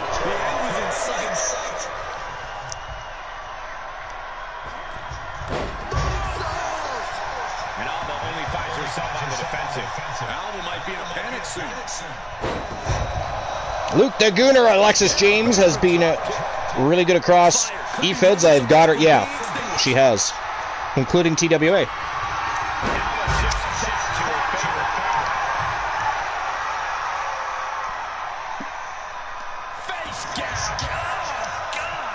Be looking fine, like a fine cup of tea. You like tea, do you, Jack? I can't remember if we've had that discussion before. What kind of tea do you like? Do you have a favorite cup of tea? Or flavor? Type of, for that matter. Maybe green tea, black tea, orange pico. Whatever. A brand that you prefer? English breakfast tea, yeah, it is good, yeah. Absolutely. It is absolutely delicious. Do you have a favorite brand of English breakfast tea? One you would recommend for people to try, or?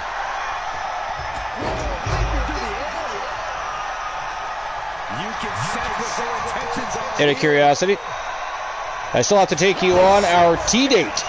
We do need to have a tea date.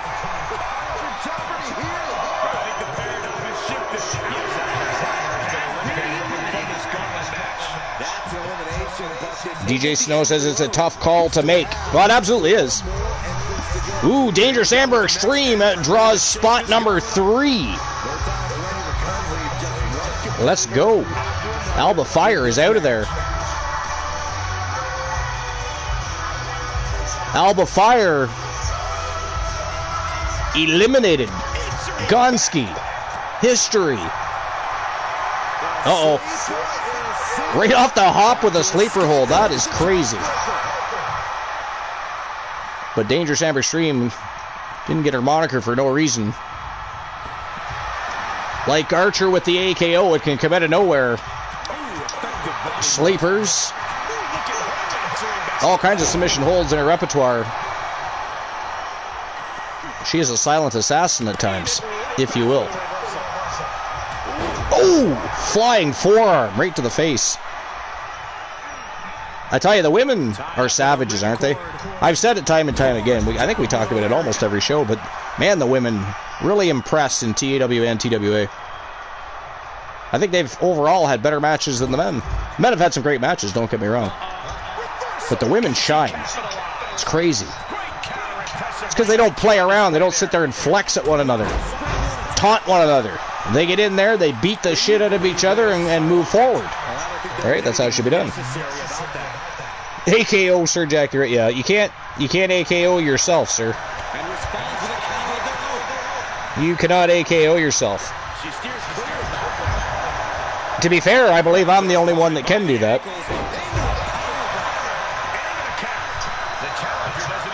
You won the lotto, 781. So there's been 2 winners tonight then. Lionson won the championship op. And Joe Link, that means you won the channel redemption reward. Yeah, because nobody's going to get closer than that. I mean, it could happen, but just remember that you guys won so you can... Hey, yo, look at that. We got one of those best viewers on Steamboo.com. If anybody wants to purchase viewers. Fantastic. Somebody want to axe that bot? Drop an AKO on that motherfucker. That motherfucker right there. We need to drop a band hammer. Sir Jack, you want the honors? I mean, I could do it, but I don't want to take away the fun of you guys. You know, you get to actually ban somebody here. And it is Jack that makes it first to drop that band hammer. Stripe was going to AKO him first. I was waiting for Life, yeah. Life loves to ban people. She gets excited. It's a little scary. You definitely don't want to piss off Life is Great. You don't want to do that.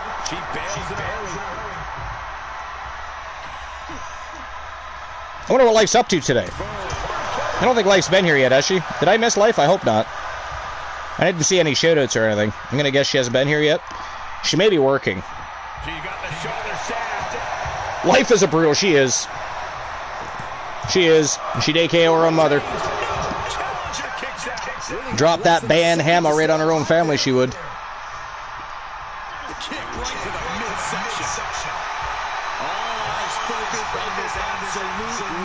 So far, a very good gauntlet match.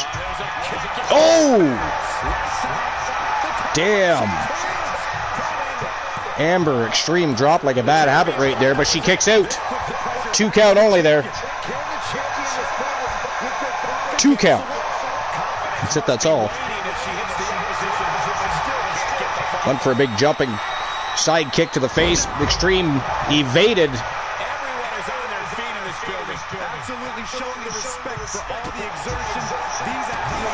Landed an inverted Death Valley driver.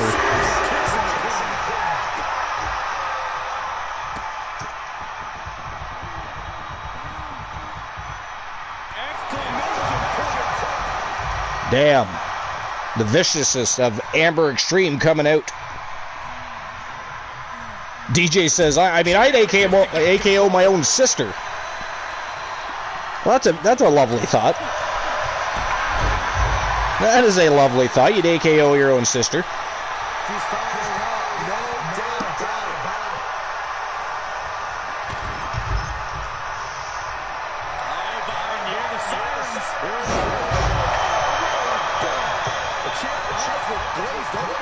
Amber Extreme with a 3 count attempt here. No! Another 2 count. Another 2 count. At least it's not your wife. Yeah, you don't want to AKO your wife. I do not suggest that. You know, I mean, if you want to do that, you know, I can show support, but only to a certain point, because, you know, we don't want to die for your endeavors. I'm sure she would kill you.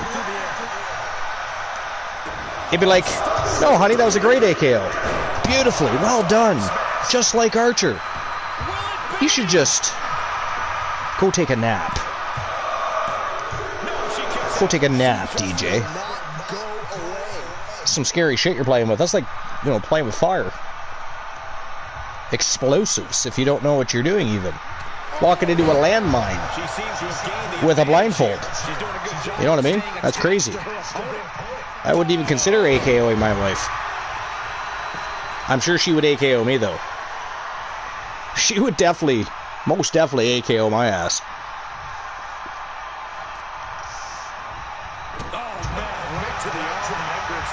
Man, these guys are beating the holy hell out of each other. Oh! Amber Extreme again looking for that 3 count. Where's the referee? There's no count. Did the ref get knocked down? Ref must have got knocked down. Damn. Oh, Amber Extreme gets robbed. What was that, like a 6 count? What was that, a 6 count? Was anybody paying attention to the length of pinfall there? I think that was a good 6 count going on there.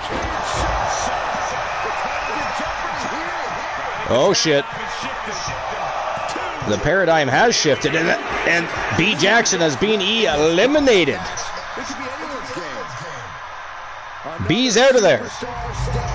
Who's next? It is Alexis James from Team Luke the Gooner 94. Mickey James prodigy.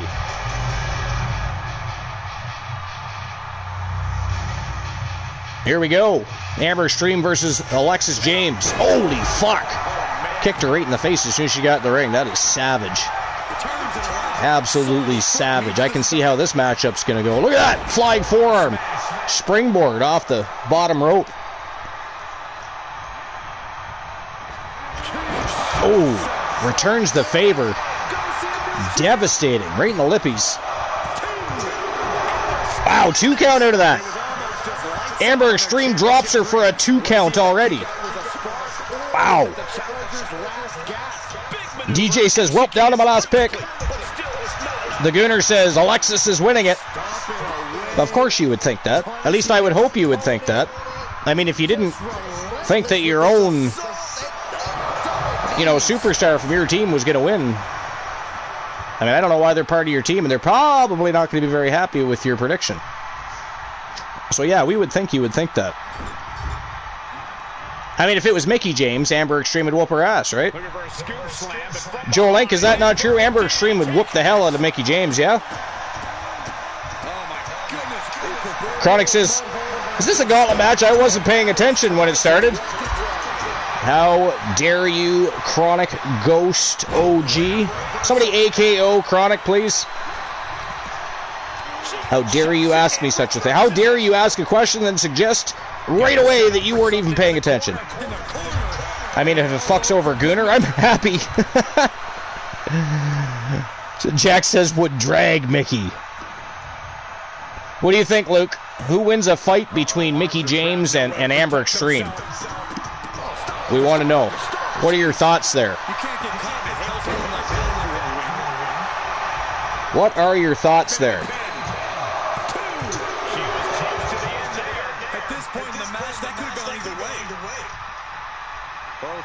Uh-oh. Oh! Ripcord knee right to the lips. A little bit of orthodontic surgery going to be necessary there. Big pump handle suplex by Dangerous Amber Extreme. Big kick to the face from the bottom, though. Alexis James not going down without a fight. But I got to tell you, Amber looking good in there. Don't say that about Biggie.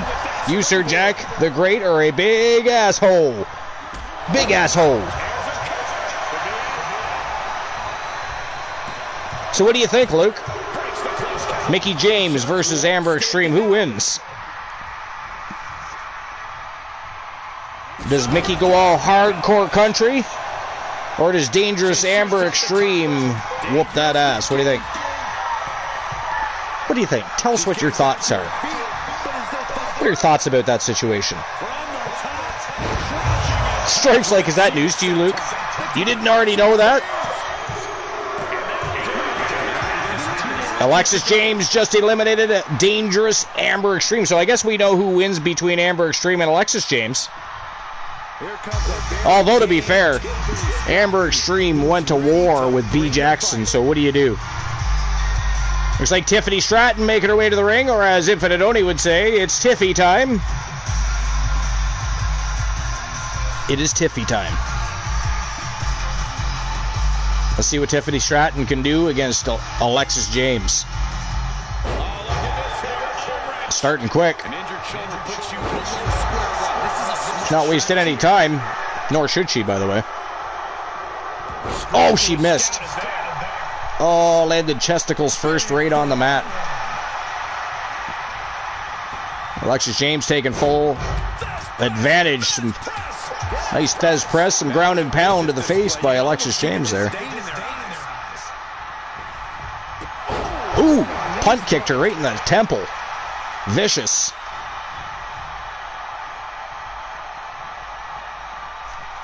Alexis James wastes no time, chases her outside that ring. Makes her eat the side of the ring. Villainous.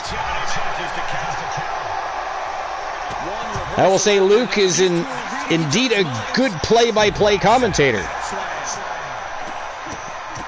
Mickie James is the greatest fight, be one-on-one. The next show, Falls Count Anywhere. Akira versus Mickie James. Oh, a challenge to Team Sir Jack the Great. Now, is that going down at LCW, or is that going down at TWA, or where's that happening? But I like the way things are spicing up here. When I'm on the booth, I make it more interesting. I spice things up a little. What are you saying, Luke? Are you telling people that I'm not a good host? I'm not a good play-by-play analyzer? I'm not a good commentator? The host with the most sucks? Is that what you're saying? How dare you? I'm pretty besides Archer to Luke is the only other one who has his mic sharing. Oh, that is true. Yeah, I don't hear Luke the Gooner anywhere. He's hiding. He is hiding. He's not here. Oni was here. Oni had business to tend to. At least one can only assume. He is busy. Probably still lurking. But busy. You're many of species yourself, Strife. You have multiple people with you. I mean, tell us something we don't know. You're British. You have all the spices of the world and choose to use none of them. Oh, boy. Shots being fired between Team Luke the Gooner 94 and Team Variance of Strife. It's getting more intriguing by the moment. 2 count on Tiffany Stratton, but Tiffy kicks out. She kicked out. Uh-oh. Alexis James is looking to finish her off, but Tiffany Stratton has other plans. She says, no, ma'am. Wow, fireman's carry.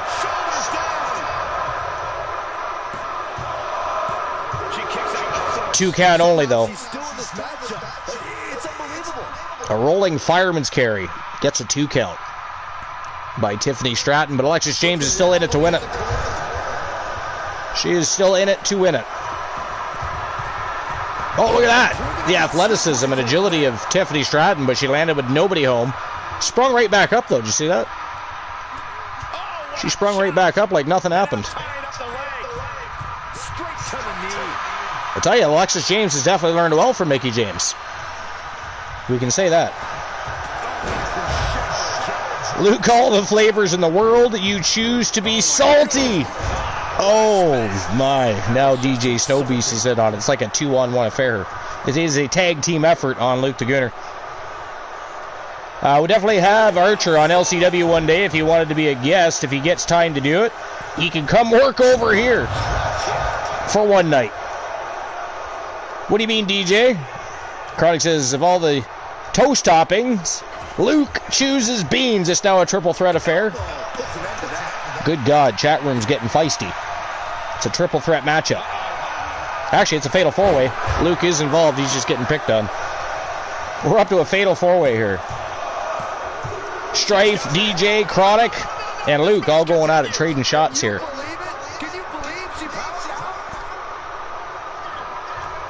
We got action in the ring, action in the chat room. I remember the time Mickie James lost to Trinity. Came on the booth ranting. I do remember that, yeah. Yeah, you were not happy about that situation, as I recall. To my recollection. That I remember. You were not. Not one little bit. I thought Mickie should have picked up the dub. Question of the show, who is your favorite wrestler from a different promotion? New Japan Pro Wrestling, AEW, TNA, NWA, etc. Doesn't matter what promotion it is. Who's your favorite wrestler from a different promotion that you would like to see in WWE's incoming new era? Who would you like to see? That's the question of the show. Luke says, should put a camera on and get a cowboy hat and call myself the English Jim Ross. Oh my God. Jack says, Dr. Britt Baker, DMD. How dare you try to steal Britt Baker from TWA? From the Outlaws, from Team Joe Link, Gaslight. Britt Baker is not going anywhere, damn it. I don't appreciate you putting that out there like that. I'm sure Joe Link would not appreciate that. Amber Extreme would not appreciate that. Ghastly, sir. Ghastly for you to say such things.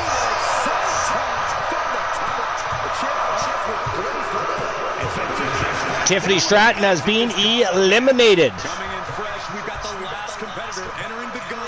And the last entered to the gauntlet would be the champion.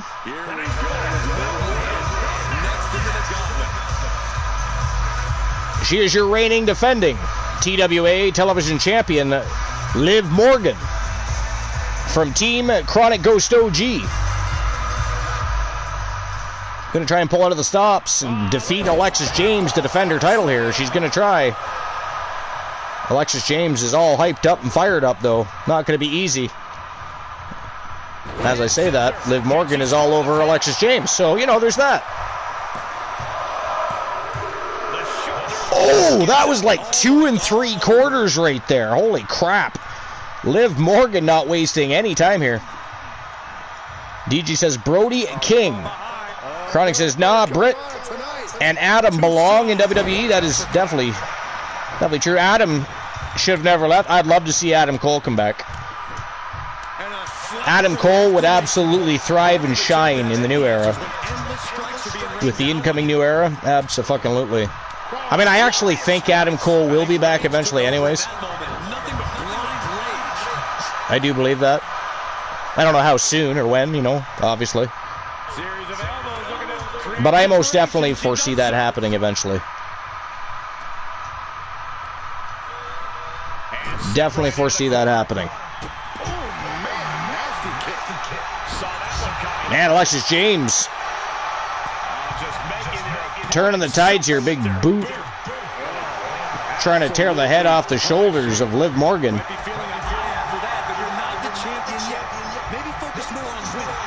The crowd is cheering for Alexis James here. Can she do it? Can she dethrone the television champion? Can she become the TWA television champion?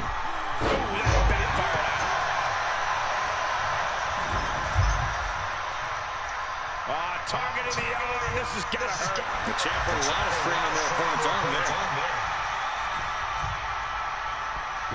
Wow. It was like a bulldog from the top turnbuckle. Drove her face right into the mat, she did.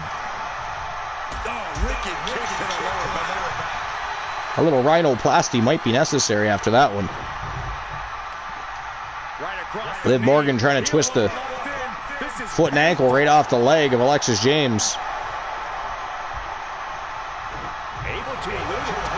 Oh, shit! Alexis James gets back up and just kicks her right in the face. She's trying to create space. Liv battling back here. Right to the kidneys from behind.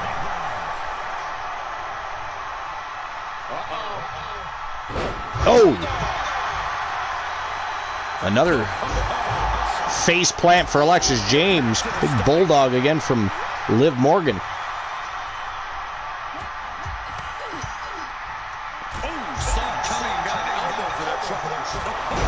Oh! Spinning heel kick to the head. Liv Morgan drops like a bad habit. 2 count only though. She kicks out.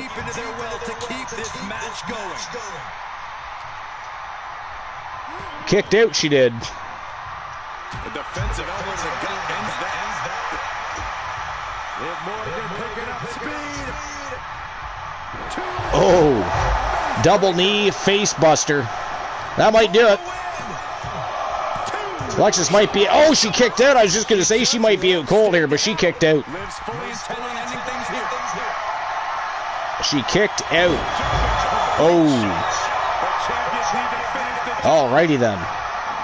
Liv Morgan might just have to pin her here. I think it's over. I think she actually is out cold this time. Wow, no, she kicked out. Suddenly came back to life and kicked out there.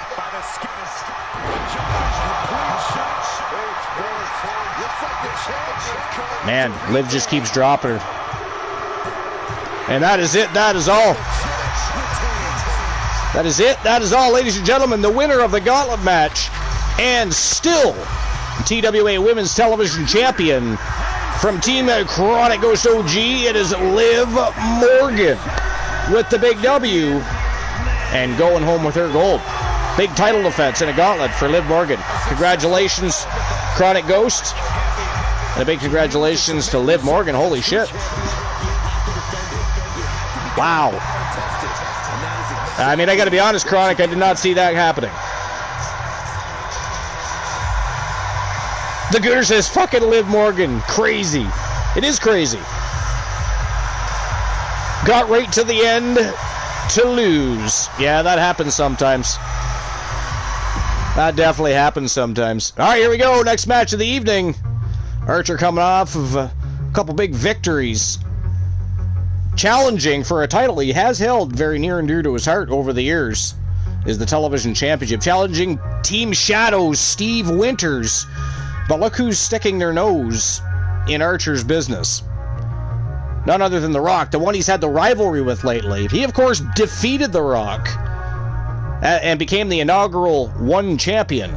But then The Rock whined and complained that he only won because he hit him in the face with a stop sign, which led to the second matchup. The Brahma Bull, the People's Champion, won. The final boss, if you will. Took the title away from Archer, became the second ever champion. Of course, he since lost that championship to the Phenom Joe Lincoln from Team Joe Link. But The Rock now sticking his nose again. For whatever reason, he feels he needs to be a special guest referee in Archer's matchup. I can only imagine how this is going to go.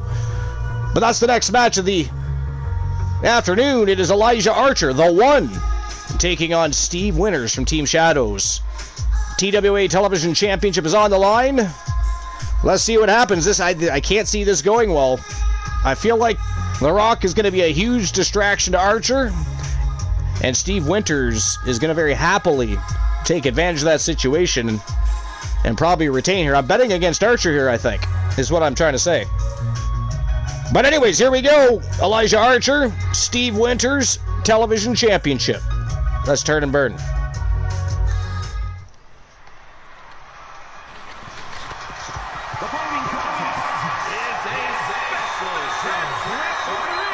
Special guest referee match time.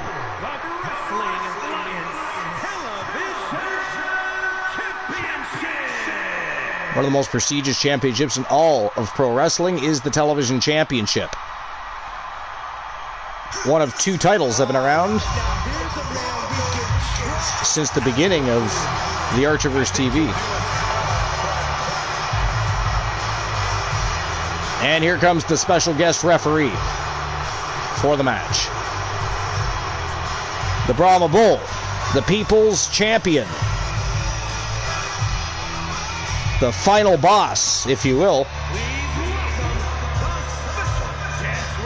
Mayhem is now just as prestigious, DJ says. I mean, DJ Snow is certainly putting some stank behind it. RJ says, what do I win? Oh, you won poker? Nice. You just have to, hopefully you win by the end of the show, first of all. But if you win the poker hand, you win a championship matchup. If you don't have a wrestler, you can either acquire one, or you can choose to watch somebody challenge for the championship. I mean, there's options there.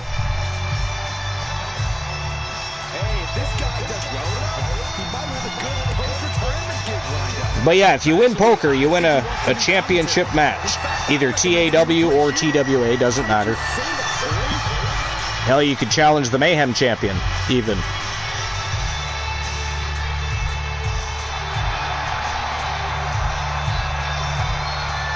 On the last show, I'm trying to remember who won last show. I know nobody won the jackpot. Somebody did win poker, though.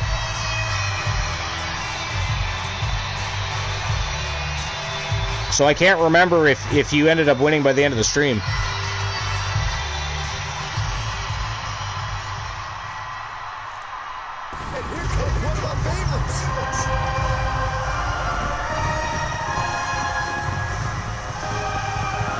And here comes the one, Elijah Archer.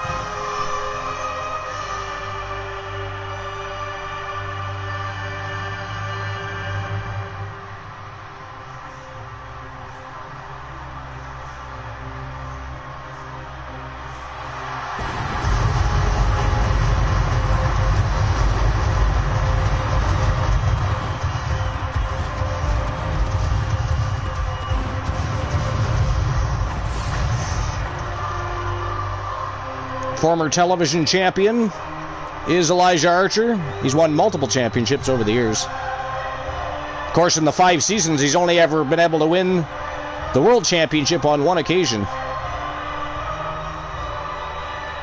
But he's been a tag team champion, a pure wrestling champion, a television champion.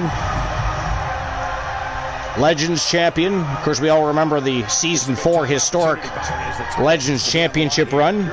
Went through 28 Legends and defended the Legends Championship a record 27 times before losing to Ricky the Dragon Steamboat, who ended up dethroning Elijah Archer.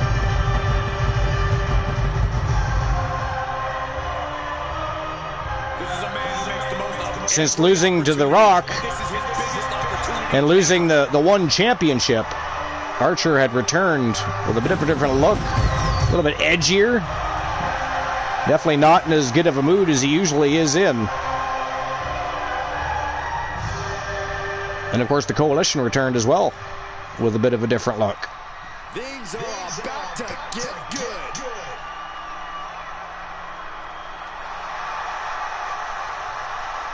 And here comes the champion, Steve Winters from Team Shadows.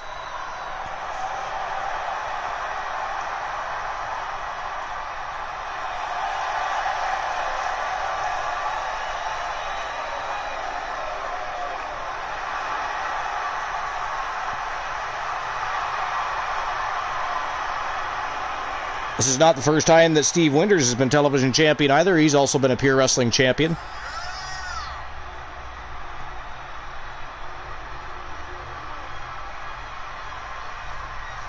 Corey, what do you think of the champ's chances here tonight? I love him. I'm not like everybody else, Cole. It's odd that he chose to come out with no theme music tonight. Not me. I don't know if anybody's noticed. I mean, probably you've noticed. There's no music playing. But this guy is ready for it.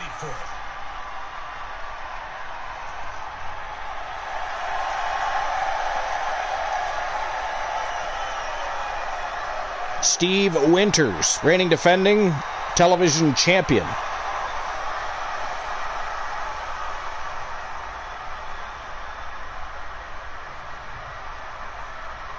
Can Elijah Archer dethrone him? Can he once again become television champion? We're definitely going to find out right now.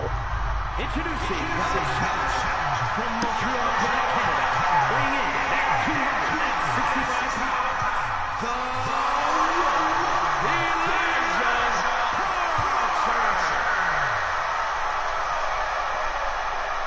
The One.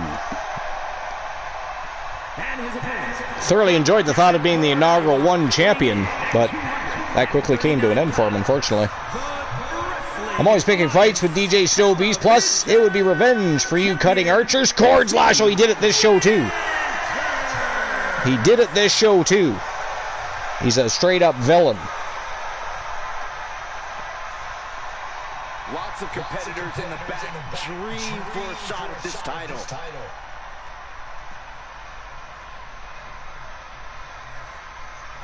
Virgo says Dolly was quite tickled with that. Tickled with what? What did I miss? I gotta go back and look. I think Archer's getting to the new contracts after he's done with the next couple of shows. Yeah, that's true. That's true. There's so much going on already, RJ, with storylines and matchups and junior champions and other such things. Our next show is our last show before Mid-Card Mania. It's Mid-Card Mayhem. Depending on my day tomorrow, it might even be tomorrow, but that'll be our last show before Mid-Card Mania, which is the first time we've ever showcased all of our mid-card superstars and champions. It is our next stream preview for 2024. And a first. Should be a lot of fun, though. The home of the Mayhem champions and junior champions. There's a plethora of superstars that want to burn that house down.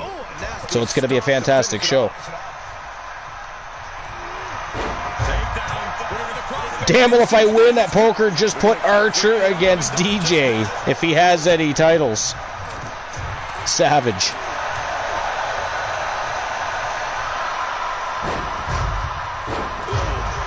So far, The Rock hasn't caused too much of a distraction or interruption in the matchup. I'm shocked to see that, actually.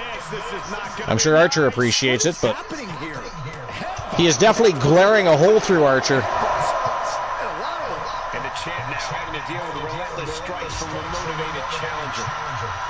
For some reason, I expect something before the end of this match to happen between Archer and The Rock. Just a vulgar display of ruthlessness. My God. And now. Steve Winters literally trying to choke the life out of Archer there. Wait, what are they doing? There's no need for that. They're nowhere The veteran experience knew he was close enough to the ring. Was able to get his foot up, touching that rope just as Steve Winters tried to hook the leg. Referee couldn't deny it. He saw the rope moving. Slow count. Slow count there, I think, anyways. He's right on top of the action, calling it down the middle. The Gooner says he wouldn't wear the ref shirt. I know, right? Thinking to unleash the clothesline.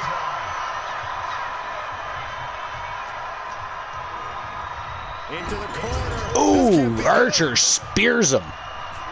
And again. Drive his spine right into the turnbuckle is what he did. Wow, nice big clothesline by the champion.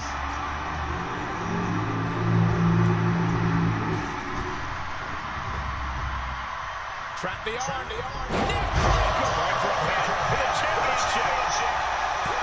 Winters with a fall attempt here, but Archer kicks out at 2. That officiating's almost too good. In fact, I'd say it's suspiciously fair and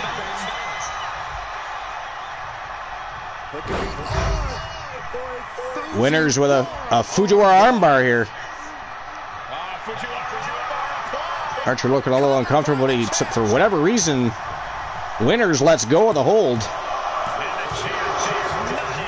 Goes for a pinfall instead. Archer kicks out at 2. He could have tapped him out there, perhaps. Who knows? I mean, Archer did not look like he was having a very good time there with that Fujiwara armbar locked in.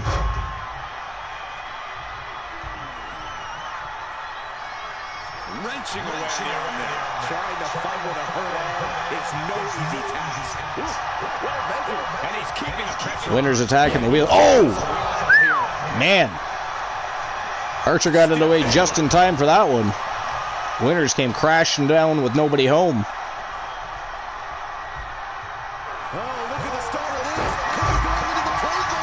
Archer going for a submission attempt here.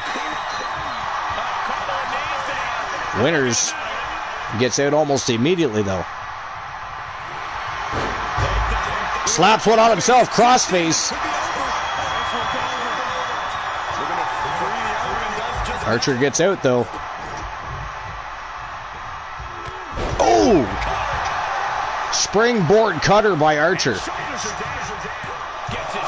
I think The Rock kind of took his time getting down there, didn't he? You all thought we were going to see a fair and impartial official tonight. Archer doing a little showboating. See, that's what the women don't do. They don't showboat. They just get the job done. Yo, an Olympic slam. Rope break. Steve Winters does the exact same thing Archer did earlier. He knew he was close enough to that. Oh, Archer slams himself right into the concrete. Winters evades and gets out of the way.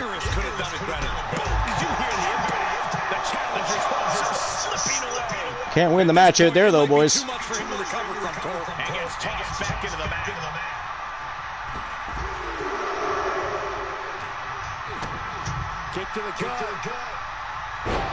Nice spinning neck breaker by Steve Winters, the champion. DJ says, I got jackpot. Didn't you already have the jackpot? What did you get, though, incidentally? You got 096 right on the... Holy shit, so you were like 1 away, right? And then you actually got it. So, like, now nobody can beat you. Nobody can... No, they have to tie you. No, I know, I see that. I see that.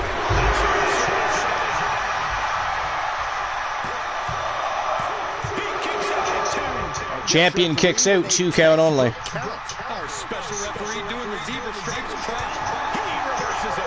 Whatever you can do, I can do. Nice retaliation by Archer.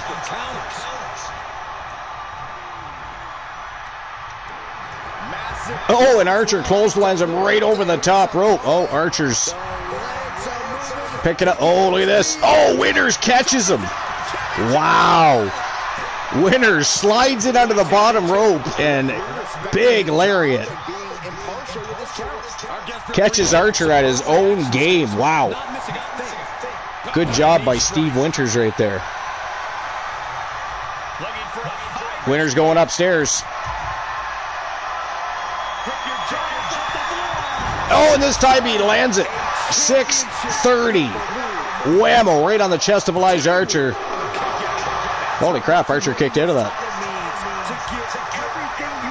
I didn't think Archer was going to kick out of that. I really didn't. Oh, he busted Archer open. Archer flat on his back again. Archer's bleeding just above his right eye there, it looks like. Wow. Steve Winters just countering everything Archer has to offer to... Oh! Archer's had enough. Archer has had enough of Steve Winters' antics. Here we go. Oh, Winters eats the big boot of Elijah Archer. Archer drops a leg and he's down for the count. Wow, Winters kicked out. Winters kicked out. Holy shit. Rope break. That was a great move by Archer. I didn't see that one coming. A full Nelson suplex. Since when does Archer ever do that? But anyways. Oh, kicks him right in the inner thigh. Now it's Archer with the answers. Now it is Archer with the answers. He did not get the submission though. Steve Winters counters.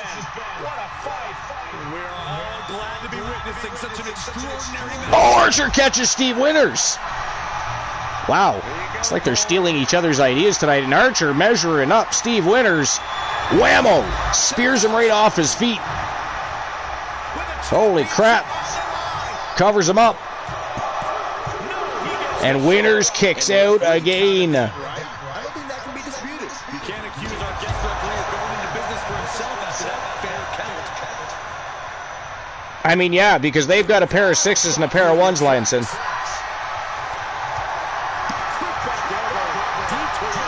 Nice evasion by Archer. Oh, look at this. Wow, busted open Winters. Now they're both wearing crimson masks.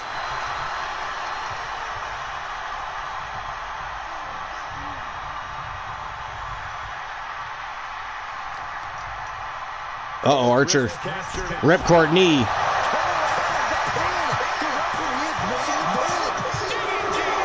Two count only. Our official kept a fair count there, really earning his stripes. Ooh! Winters with a clothesline, and another. Archer tries to catch him with a big boot, but nice leg sweep by the champion. Wow, and that is it. That is all. Ladies and gentlemen, the winner of the match, and still your TWA television champion from Team Shadows, Steve Winters with a big W over the one Elijah Archer. Congratulations to Team Shadows. And congratulations to Steve Winters, still your reigning, defending, and undisputed TWA television champion. Big win. And now it's time for the championship rounds.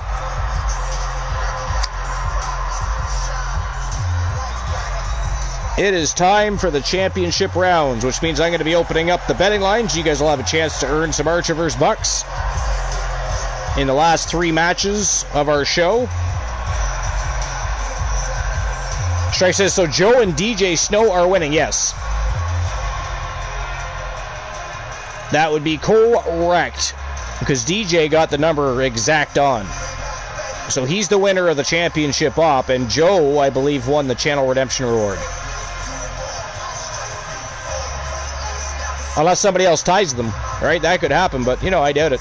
3 zeros. You got 3 zeros. All right, here we go. On to the championship rounds, ladies and gentlemen. And this one is for the TWA World Tag Team Championships. It is the new Wyatt family.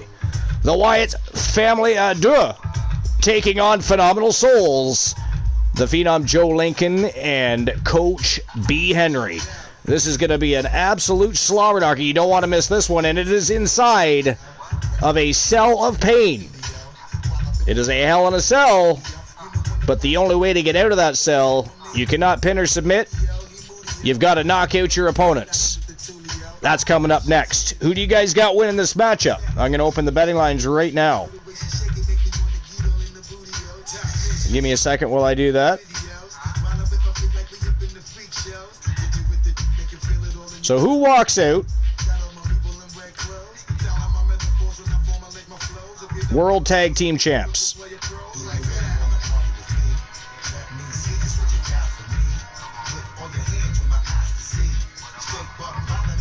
Is it going to be the Wyatt family?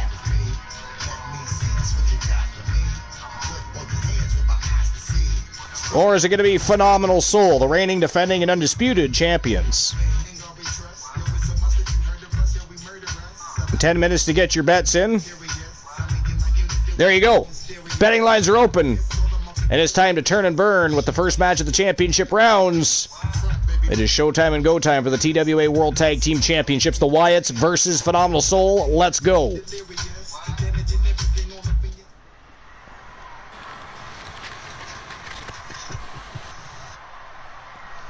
All right.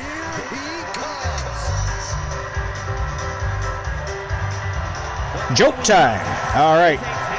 Variants of Strife would like a joke. Strife, what's the world's smartest insect? What is the world's smartest insect?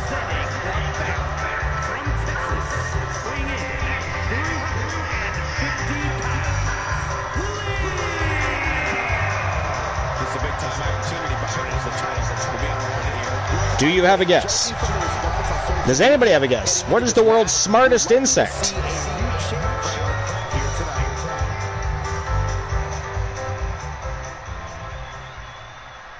What do you think it is? No guesses?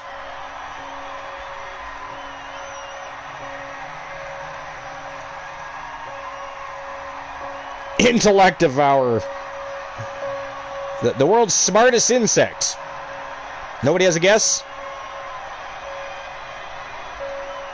Just about 4,000 Archiverse bucks so far in the betting pool. Keep those bets coming. Still over 8 minutes to get your bets in. Here comes Bray Wyatt, the leader of the new Wyatt family.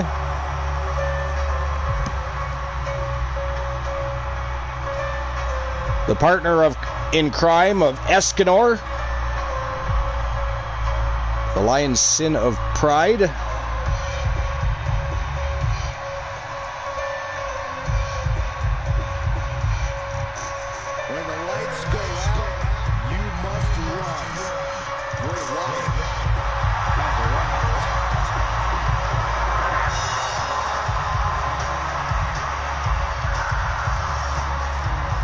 And here he comes. Shit's about to hit the fan.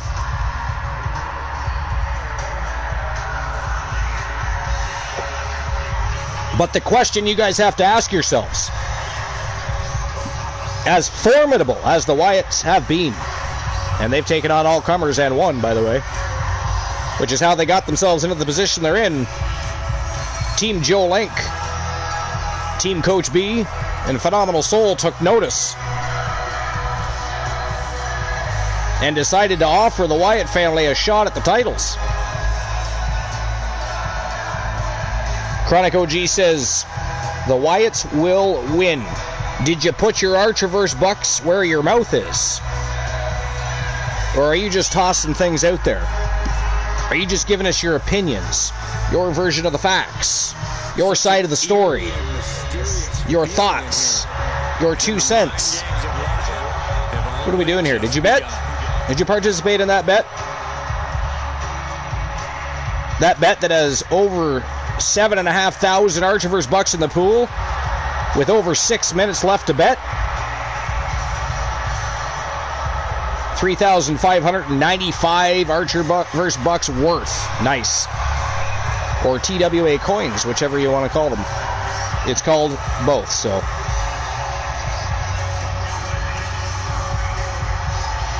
The stage is set for whatever destruction Wyatt has planned. 7,776 Archiverse coins in the pool. Over 5.5 minutes to get your bets in. You guys can still drive that betting pool up. Better get ready. Make it bigger.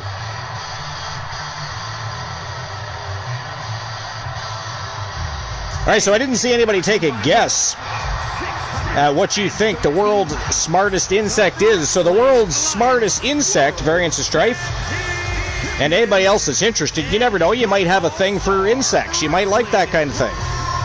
Anyways, the world's smartest insect is a spelling bee. Yeah, baby, that's right, I said it. A spelling bee. That is the answer.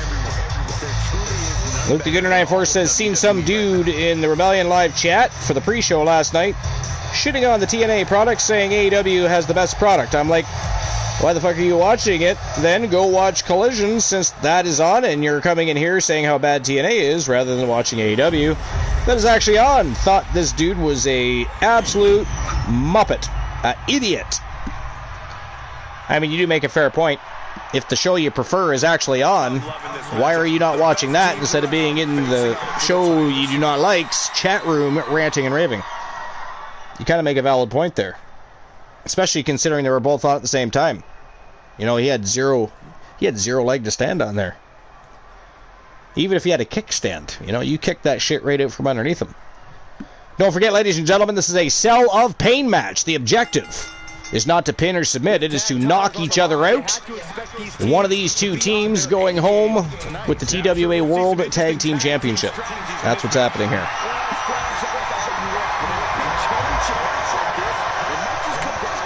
That AEW fan just made the list. We actually haven't added anything to the list in a long time.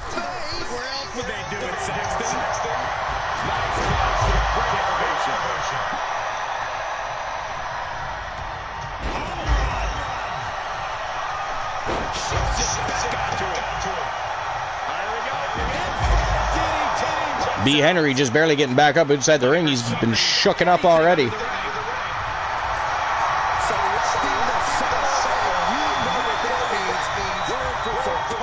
Oh! It was like a reverse Frankensteiner there by Joe Lincoln. Such a large man. He has such agility. It is why he is a world champion, right? Why he is a Triple Crown champion. Matter of fact, he is the world champion, a tag team champion, and he is the one champion. He is the champion of the community, the champion of the people, if you will.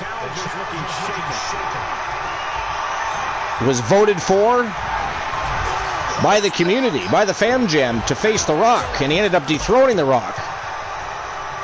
Of course, since then, the people selected War the Machine to become the next challenger. That happened. War the Machine challenged. It was literally champion versus champion. It was TAW World Champion versus TWA World Champion for the one championship. But Joe Lincoln with a successful retain of the gold.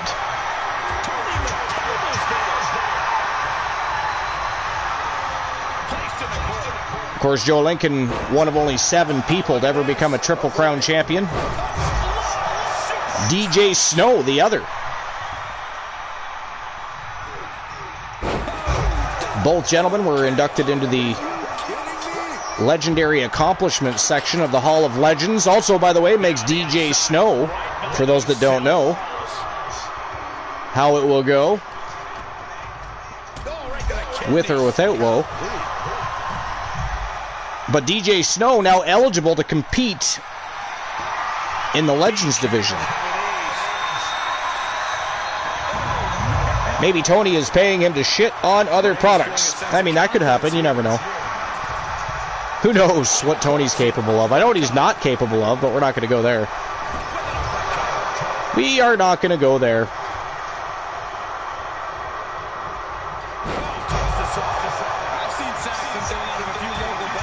Escanor driving those elbows down into the neck area of Joe Lincoln.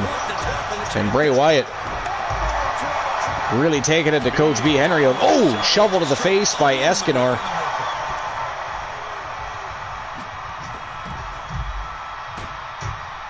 I mean, the name of the game is to knock out your opponent, so I suppose a shovel would definitely aid in that. That'd be a terrible way to lose a match, though, wouldn't it? Because you got smashed in the face with a shovel. You lose your championship because you got your face bashed in by metal, not the fists of your opponent. But that is the name of the game. It's how it goes. It's how she rolls, if you will. Oh, Joe Lincoln bashing Escanor over the head with that shovel repeatedly. Now the ankle, back to the head. That's 4 times across the head. Wow. Somehow Escanor gets right back up, but Joe Lincoln set. No! Escanor reverses. Big back body drop by Escanor. Oh, discus clothesline. Takes the Phenom right off his feet. And he immediately goes right after Coach B, who gets into the ring. Some ground and pound by Escanor. Bray Wyatt trying to choke the life out of Joe Lincoln. I got to tell you, the Wyatt's looking good right now.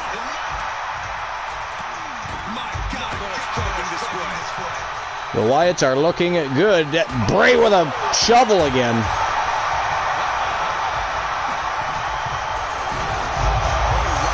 Oh, look at that. Holy shit. TKO'd because he rolled out of the ring, so he wasn't completely knocked out, but the ref calls TKO, technical knockout. So, ladies and gentlemen, the winner of the Cell of Pain and your new TWA World Tag Team Champions from Team Lions and Escanor, Bray Wyatt. Escanor, they are the new Wyatt family, and they are your new World Tag Team Champions. Congratulations, Lions and Escanor. And congratulations to both Escanor and Bray Wyatt, your new tag team champions. Wow, dethroned Phenomenal Soul. Holy crap, who saw that coming? Who saw that coming? And now we've got 2 back-to-back bangers. One-on-one matchups for the World Championships. We're going to start out with the TWA Women's World Champion, Aria from Team Infinite Only, going to be putting her title on the line against the former TAW Women's World Champion, Alice Blade. Actually, wait a minute. Is she still the champion? I think Alice Blade, is still the champion, if I'm not mistaken. So I take that back. It is champion versus champion here. Just the one championship on the line, though. TWA World Championship. Aria versus Alice Blade from Team Sir Jack the Greatest is next. But I got to issue the payout and open the betting line first, so give me a second. Down to the final 2 matches, guys. Here we go. Winner of the match, the Wyatt family. So 10.7 thousand. Archer vs. Bucks going to Chronic, Ghost OG, and 2 other lucky villains. All right, let's open the betting line for the co-main event of the evening. Who walks out TWA World Champion? Is it going to be Aria, the reigning defending champion, or Alice Blade?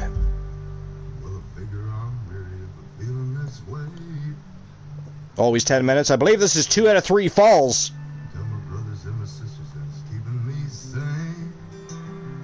And there you go, you bunch of villains. Betting lines are open. Showtime and go time for the Women's TWA World Championship. Let's turn and burn. Here we go. Who do you guys got?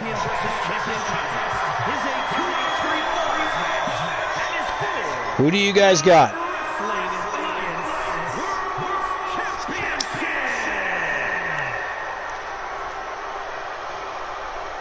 Both our co-main event and main event are both for the World Championship. Women's World Championship. Then we will see War of the Machine After a brutal matchup earlier today, by the way, with Joe Lincoln, but that is his own doing.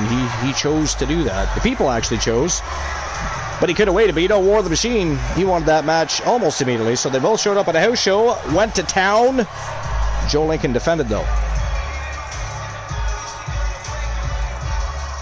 You know, that could be part of the reason that the Phenomenal Soul didn't perform, as, you know, they looked a little shaky in there tonight. They didn't look like they worked. They weren't playing with a full deck, and that could be because of the battle between Joe Lincoln and War of the Machine earlier tonight. But War of the Machine going to put the TWA Men's World Championship on the line against the Junior World Champion Humboldt's the Arcane in the main event.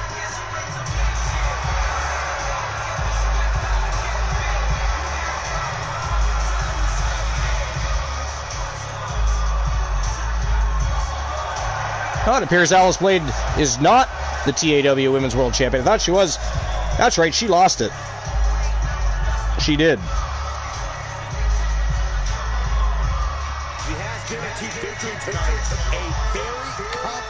Yeah, B. Jackson. B. Jackson is the TAW Women's World Champion now. My mistake. How could I forget? B. Jackson winning that title.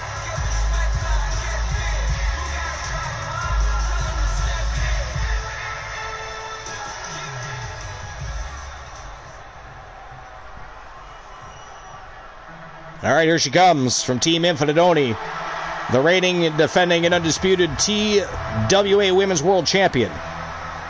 She is Aria.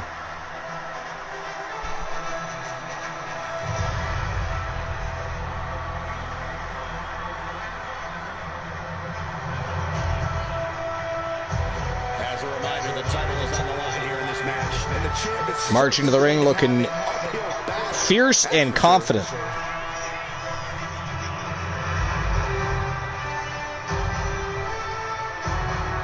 Aria was the only person to come out, ever walk in, start laying waste to the women's division. Then she won the Women's Junior World Championship, cashed it in the same night, and became world champion. This is not her first run as Women's World Champion. She's been an absolute phenomenon in the women's division since inking a contract.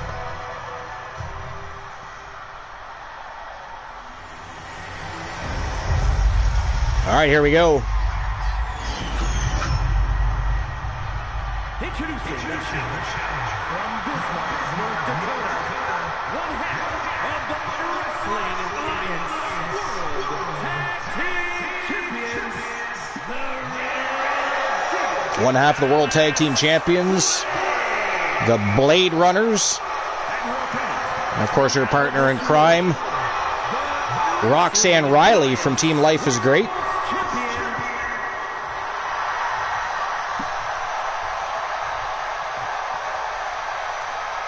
intensity on the face of the champion. Challenger in the corner. Luke says, give it a few years, MJF heads to WWE, I believe. Yeah, I would pretty much think that'll happen eventually. I mean, when? Who knows? I still think he goes back to AEW for at least a couple of years. At least a couple of years. I could be wrong.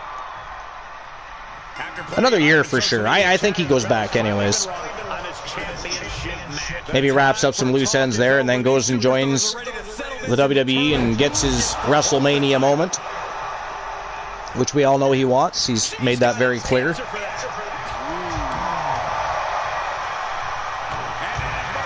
So I don't think you really have to believe that he's going to do it, because he pretty much already said that's a goal of his. It's just a matter of when that'll happen. I'd like to see MJF versus The Miz or MJF versus Cena on the microphone. Yeah, that'd be great. That'd be great. Those would be two very good opponents for him to start things off with. Even CM Punk. Miz and CM Punk would be fun. Or not Miz, MJF. Lifted their opponent up the power and the strength. Backbreaker. Knee right to the spine. Put MJF in there against the Great One on the microphone, maybe.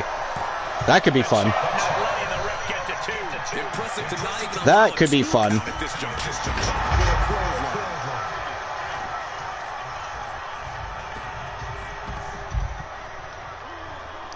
So far, no falls have been scored. It is still 0-0. And Corey, what's more important in a 2 out of 3 falls match? In this championship defense by Arya. I'm sorry to disappoint you, Cole, but it's actually both. There's a reason this match is one of the be-all, end-all. It is falls count anywhere. So you can pin, submit, or... Well, I guess if you get knocked out, you get knocked out. But you can pin or submit outside the ring. Oh, broke the hockey stick right over the forehead of the champion. Savagery. Expected that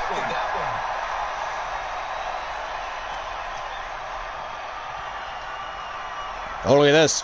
Oh, big sit-down power bomb by Alice Blade. Oh, man, does it get the job done? And Arya's looking a little wobbly here.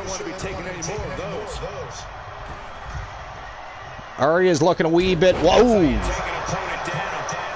Slid across the ring and took her feet right out from underneath her. Arya lands face first on the mat. Oh, look at this. Yo! It's like a backpack powerbomb. 2 count only, though. Arya kicks out. Ospreay versus Zack Sabre at Mania. That would be fire. Yeah, you know what? I don't think Ospreay burned any bridge. People say things. People have said worse, you know what I mean? People have said worse, for sure. Absolutely. DLXIX, welcome in. Appreciate you stopping by. Welcome to episode number 569. This is actually our last Wrestle Wars Genesis before our next stream preview. We have one more show before the stream preview, Mid-Card Mayhem, which might actually end up being tomorrow. Watch Discord to find out if somebody wants to drop the Discord link for DLXIX. Mid-Card Mayhem is our show that's dedicated to mid-card superstars and champions. And for the very first time, there's going to be a stream preview dedicated to those mid-card superstars and champions. We've never done it before, but it is going to be a thrill ride. Junior champions in action, Mayhem champions in action. We're going to see guest appearances by the World Tag Team Champions. It's going to be a fantastic show. You definitely don't want to miss that if you can be here, DLXIX. But if somebody can drop the Discord link for DLXIX, maybe even the YouTube link. This is no time to hesitate. You can feel the end coming. Variants of Strife for anybody that would like to do it. No, Strife decides to play poker instead of dropping the links. Nice, Strife. Very nice. I say drop links, you play poker. Is the Discord link not working? Hold on, let me check.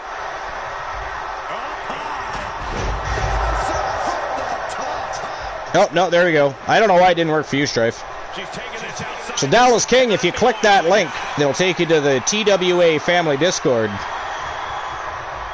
There's all kinds of stuff to do on there. We got the Battlefield on there. We got the Alphabet Game. We've got a list of champions, former champions, Hall of Legends, inductees, all kinds of stuff going on there. But you can also find out what's going on. We have a no-holds-barred chat room where everybody communicates. And, of course, all of our shows end up being announced there. We used to have a little thing called a schedule.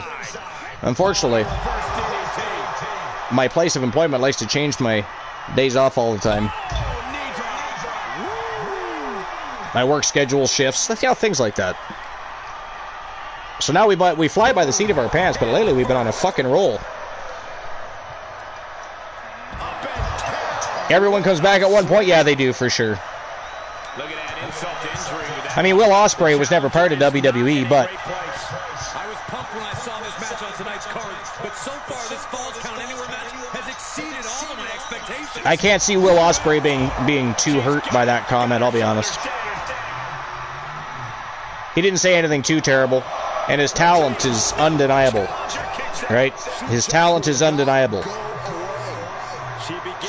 Oh yeah, Mox has the door open. I could see Moxley going back eventually, especially with the new era. But it won't be anytime soon. But I could see him going back at some point.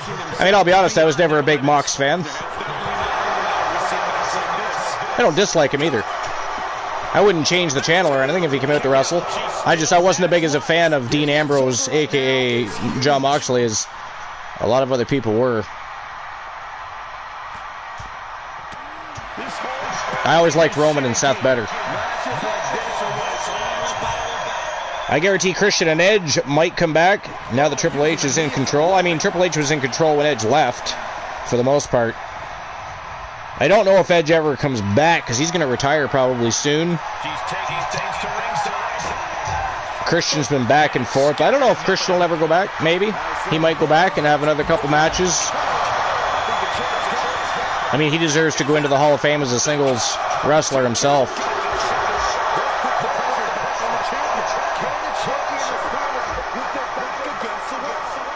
You know, we haven't even been paying attention. Has there been a fall yet?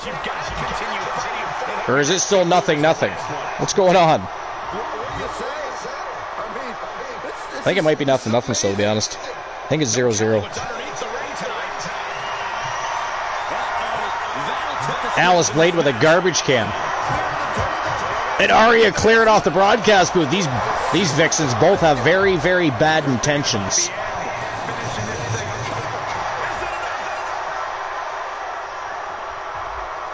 That was that's a slow count right there. Oh, Alice Blade with a fall. Pinfall over the champion. 1-0. For Alice Blade. I don't know if Sir Jack the Greatest is paying attention to this nail-biter of a matchup, but damn.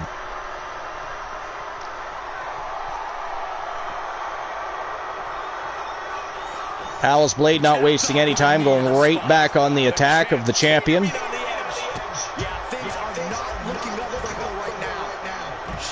Nice reversal. Oh! Damn, Blade is very good at that sliding leg sweep. Oh, he tosses a garbage can right in her face. That was straight up savage. Uh-oh. Champ's in trouble. Oh, my God. A suplex stunner by Alice Blade. What is the referee doing? What the hell was the ref doing there? Wow, rips off Alice Blade. That's what she was doing. She ripped off Alice Blade. That was at least a 4 count. That was no 2 count. Now you just pissed off Alice Blade even more. That's almost not even fair to Arya at this point. Suplex stunner on a stop sign at that. Yeah, you're right. Some ground and pound by the former TAW Women's World Champion, Alice Blade. Currently, of course, one half of the reigning defending Women's World Tag Team Champions. Arya with the stop sign. Oh! Alice manages to get her to drop the stop sign. And look at this. Right back on the attack is Alice Blade. Nice reverse and retaliation by Arya.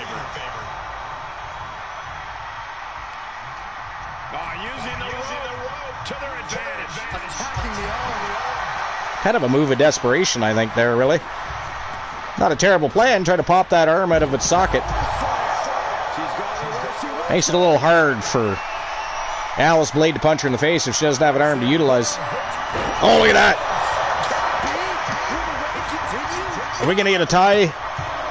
Is it going to be a 1-1?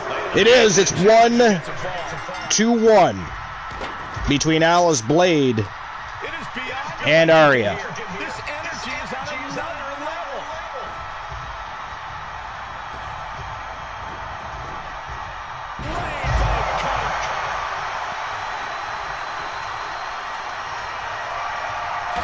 By the way, there's going to, of course, be, thanks to Team Queen Bee, there is going to be a one championship for the women's division, too.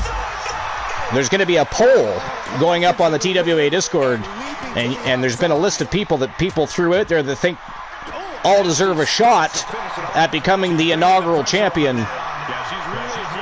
So there's going to be a poll going up, and the top two are going to face off one-on-one to become the inaugural Women's One champion. Oh my God, that is it. That is all, ladies and gentlemen. She has done it. She came from behind, but she did it. The winner of the match, and still TWA Women's World Champion from Team Infinite Oni, Aria, with the big W and going home with the gold. Congratulations, Aria. Congratulations, Team Infinite Oni. Wow, Aria does it again. That is crazy. I'm telling you, I don't know who can stop Aria. I'm going to issue the payout right now. There you go, you bunch of villains, before you whine and cry that you haven't been issued your damn payout. Payout has been issued. All right, here we go. We're on to the main event of the evening. And this one, ladies and gentlemen, is not going to be for the faint at heart. An ambulance match between the Junior World Champion, Humboldt the Arcane, the Wizard of TWA, if you will, taking on Alan Severn's baby brother. It is War the Machine, the TWA World Champion, putting his title up for grabs in an ambulance match. That is next. And then, of course, we'll see each other again for Mid-Card Mayhem. That'll be our final show before Mid-Card Mania. Both shows are going to be absolutely off the hook. You don't want to miss a single solitary second of the action. Believe me, things have been phenomenal. And the payout goes out into the abyss as no one voted for Aria. Oh, there was no love for Aria. How much was even on the line? I forget. That's one thing I didn't check, was how much was going out. But yeah, that's a real bummer. All right, let's get the final betting line of the evening up and running. Who walks out TWA World Champion? Is it going to be Humboldt's the Arcane or War the Machine, the reigning defending TWA World Champion?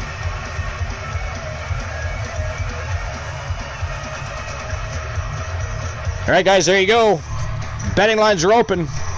Get out your big fat wallets. It's the final betting line of the night. It's the main event. And then we'll be on to Mid-Card Mayhem before eventually crash landing at Mid-Card Mania, our next stream preview for 2024. Of course, after this match, we'll probably invade somebody. So make sure you stick around. Do not leave before our invasion. We hate when that happens. You stop by to show us a little love and have some fun. Watching a great show and hanging out with a great community, so we want to show somebody else that same respect, that same love and support. Just having a look to see what's going on. See who is doing their thing. You know, I see Night the Undying is live. That's interesting. We haven't stopped by to see Night the Undying in quite some time. What is Knight up to? He's playing Mario Kart 8 Deluxe.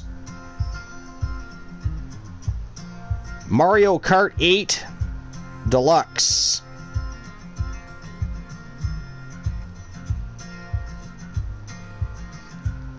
Alright. Here we go, guys.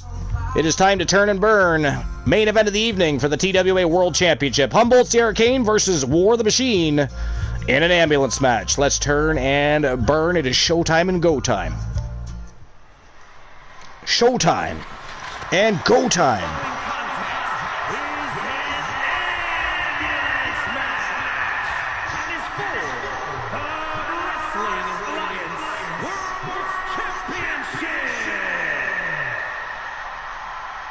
Showtime and go time.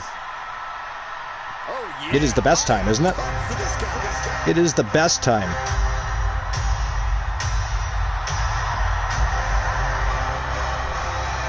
That is absolutely ridiculously freaky. How does he do that?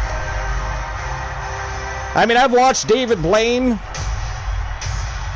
You know, I've watched Chris Angel. How the fuck does he float like that? I don't see wires anywhere. Freaks me out a little. I don't like that kind of shit. I'm doing fucking great. You know why? I know I'm a bit late tonight, but I'm late. still on the broadcast. Late. It's the fucking main event. You know why? It's because you're from the fucking UK. It's because you're fucking English. It's because you're fucking English. You blame everything on time. You started before football was over. You started too late. It's my bedtime. Wah, wah, wah. You took time away from my shrine. I didn't get to watch Mickey wrestle a 1000th match in a day. Always an excuse with you. How dare you, sir? No, the Gooner was on last show. Does he want to be a part of every show? Does he think he is la creme de la creme? Let me tell that to DJ Snow. Tell that to Humboldt the Arcane. War the Machine. I am the fucking Gooner and I am eating popcorn on the broadcast. Lionson said he voted for Humboldt's the Arcane. I mean, that's a good bet. I mean, Humboldt's is one scary individual. I know that. Because when any thingy matches after the show? We are not. This is the main event. So I'm here for the main event, and the main event only tonight. That is correct. And here comes the TWA World Champion, representing the Wolfpack Horsemen from Team Glenola, War the Machine. Well, I mean, you made a very good point. I mean, literally the two shows were on at the same time. So if you don't like that show, you do like this show, why the hell are you whining over here when you can be watching over here? You know? I mean, if your show's not on and you're that fucking bored, it's almost understandable. Go fucking watch the show that you want to watch. Agreed. It's on right now. The show that you're watching, want to watch is on right now. I agree. You are not wrong with what you're saying at all.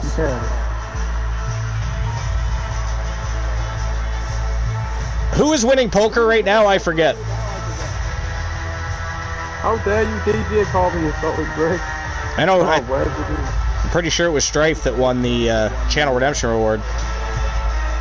Oh no, that doesn't count, Lionson.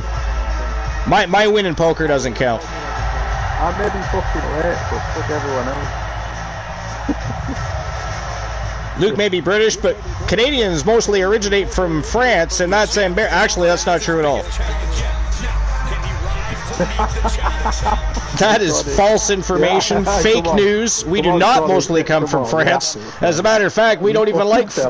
Most of us don't like the French. French Canadians, we do have French Canadians, but not many of them. They're a minority. We come from Ireland, Scotland, England, not predominantly France. That is not true.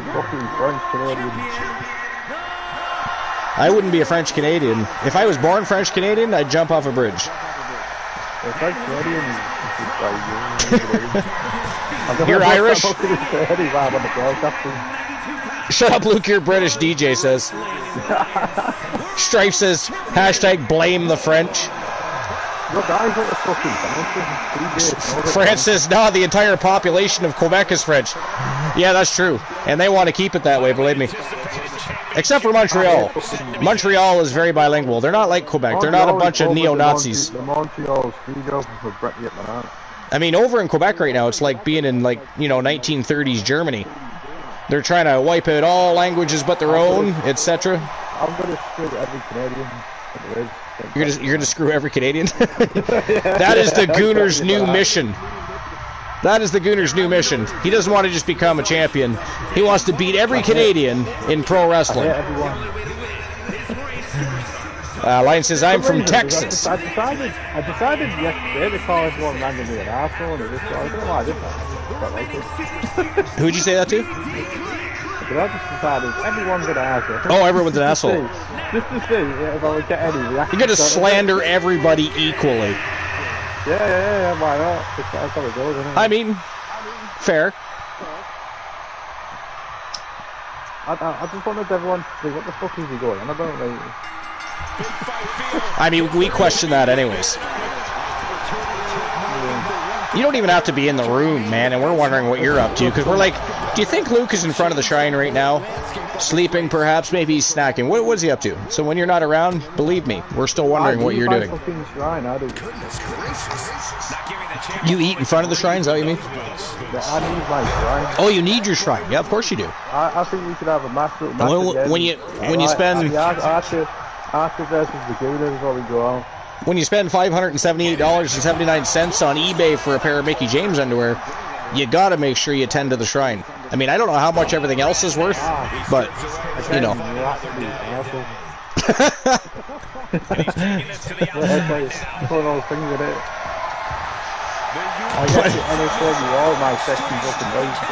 Lionson says, I'm Irish-American. Nice. Chronic says, France, let's not pretend Quebec counts as Canadian, let alone... No, yeah, we do. Well, I mean, you know, technically Quebec is in Canada. Hey, you was in my stream today. But you decided to... If you go door to door and do a poll and see who likes the people from Quebec, believe me, you're going to get an interesting answer. I'll give you one thing. Those Canadian wrestling fans are something, man. Oh yeah, Canadian wrestling fans are very passionate. Lot like the British. The British and the United Kingdom, very, very passionate and loyal pro wrestling fans for sure. And we've had some great talent out of Montreal and Quebec, not to mention. Here's the thing, like, we don't necessarily like the people of Quebec, but I got to tell you, Quebec is a beautiful province. I won't knock that. If you ever get the chance to travel to Quebec, they have so many great places for skiing, hiking, camping. Beautiful, beautiful province. Might be our most beautiful province if it wasn't for the inhabitants. And the room is true that it's always snowing. Edge is your favorite Canadian? How dare you, sir? Elijah Archer is Canadian. I am somebody AKO Chronic Ghost. How rude. Y'all not my favorite Canadian. That's my favorite Canadian. Bret Hart, yeah, of course. Yeah, well, Bret Hart is, I think, everybody's favorite Canadian. I'm telling you, in Canada, Bret Hart is right up there with, like, Wayne Gretzky. If you were to walk down the street and yell, Bret Hart sucks, you might just get shot. I mean, we hold Bret Hart in very high regard, not just because of the pro wrestling, but he's done a lot for communities. You know, he's done a lot for children and other such things. So I mean, he's still living kind of. He's like a hero up here, right? I don't know if he still lives up here. I know he is up here a lot. I don't know if he still lives here most of the time. I think so. I know they moved. They don't live on Stu Hart's old estate type of thing. Like, they don't have... It's a museum now. So, but I don't know where he hangs his hat most of the time now. No idea. No, you don't. No. He's just as popular as, like, Wayne Gretzky, for instance.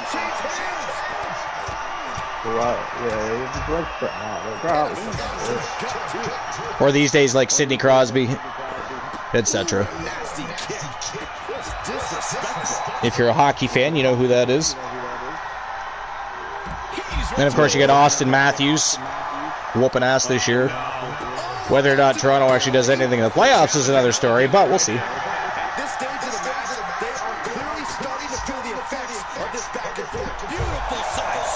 At least I didn't bother Bieber. Sheesh.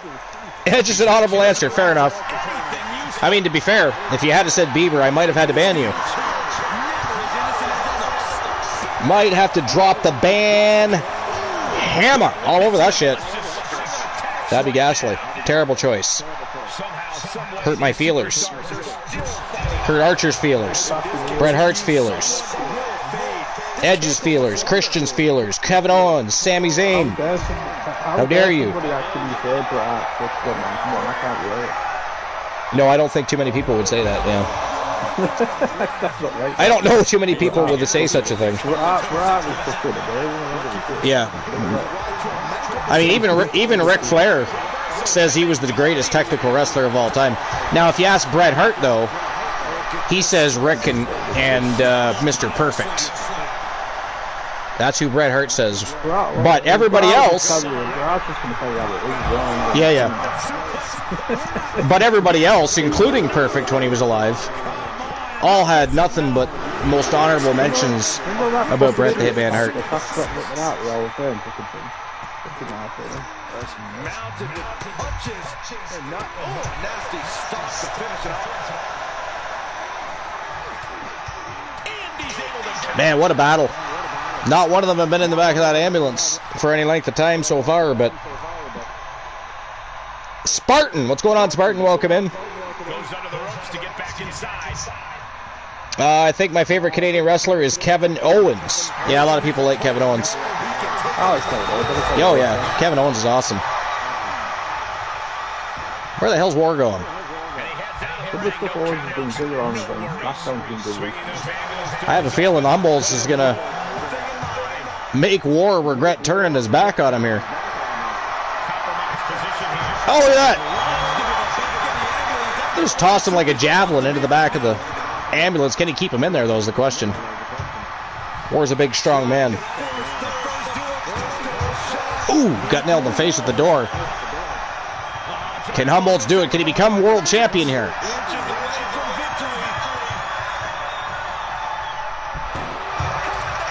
No, sir. He came smashing through those. Oh, my God. Came through the doors just to get kicked in the face. Beautiful.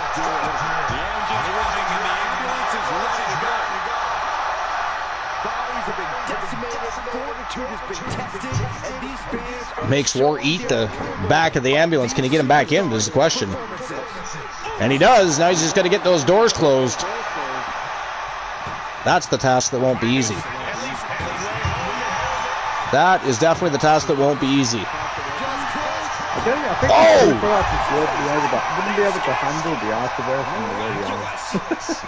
Well, I mean, we continue to grow, but I'm sure there's lots of people that come in and think, wow, what a bunch of villains.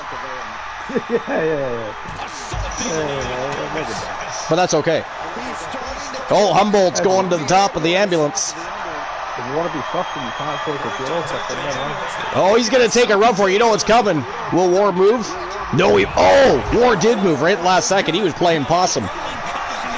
Wow. Humboldt lands on the concrete with nobody home. And yet somehow, he's still alert and ready for battle here.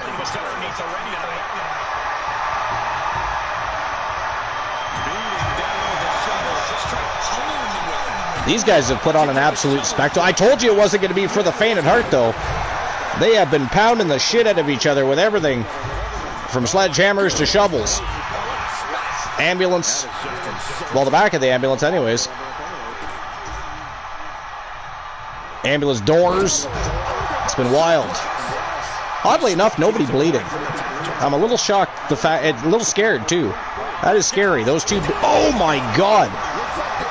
Diving headbutt from the top to what is going on. Oh, look at this. Humboldt's from behind, cross-face chicken wing. A move straight into the playbook of the Iceman Christian Hart. Wow, look at that. He made him tap out.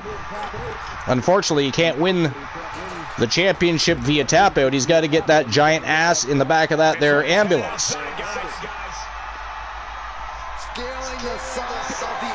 You got to throw him into the ambulance.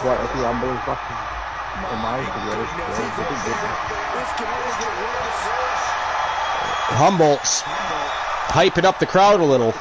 Is he wasting too much time? Here's the question.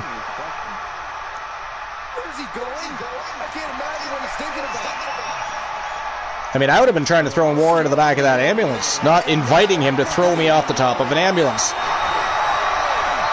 And that's exactly what happened. Good Lord. Oh! And War the Machine lands his splash right from the roof of the ambulance. Humboldt's might be in trouble here. War the Machine with a baseball bat. And he is swinging for the fences. Humboldt's out of the way. Nice evasion. Wow, tapped him out again. Humboldt's has tapped out War twice tonight. But again, that's not the way to win the matchup. It is not. Oh, look at this.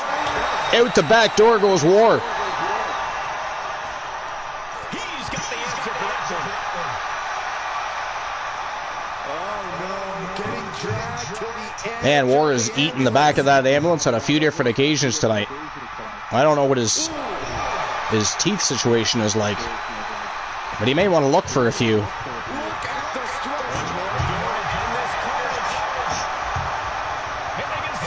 Humboldt again trying to lock the champion inside that ambulance. Oh, he did it! Humboldt did it! Ladies and gentlemen, the winner of the match and your new TWA World Champion from Team Variance of Strife, Humboldt the Arcane, your new reigning defending TWA World Champion. Congratulations to Team Variance of Strife.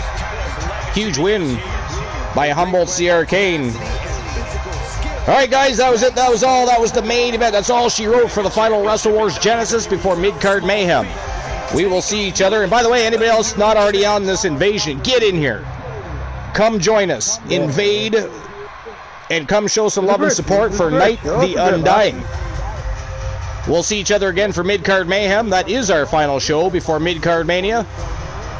Keep your eye on Discord for the start times. And I still see people not in this invasion. Let's go. Get in here. Join us. Gonna go watch some Mario Kart 8 Deluxe. Let's go. Get in here. Join the invasion. Let's go. Come watch. Do you like Mario Kart? Even if you just stop and say hi. Yeah, exactly. Get your asses in here. Join the invasion. Hi, how you doing? Nice to see you, whatever. Even if you just wait for a minute, it's alright. It's nice. Alright, but again, congratulations to Variance of Strife and Humboldt's the new TWA World Champion. It's that time of day. You don't have to go home. You do have to get the fuck out of my channel. Thanks for being here. You guys are fucking awesome. Stay awesome. Let's go say hi tonight, shall we?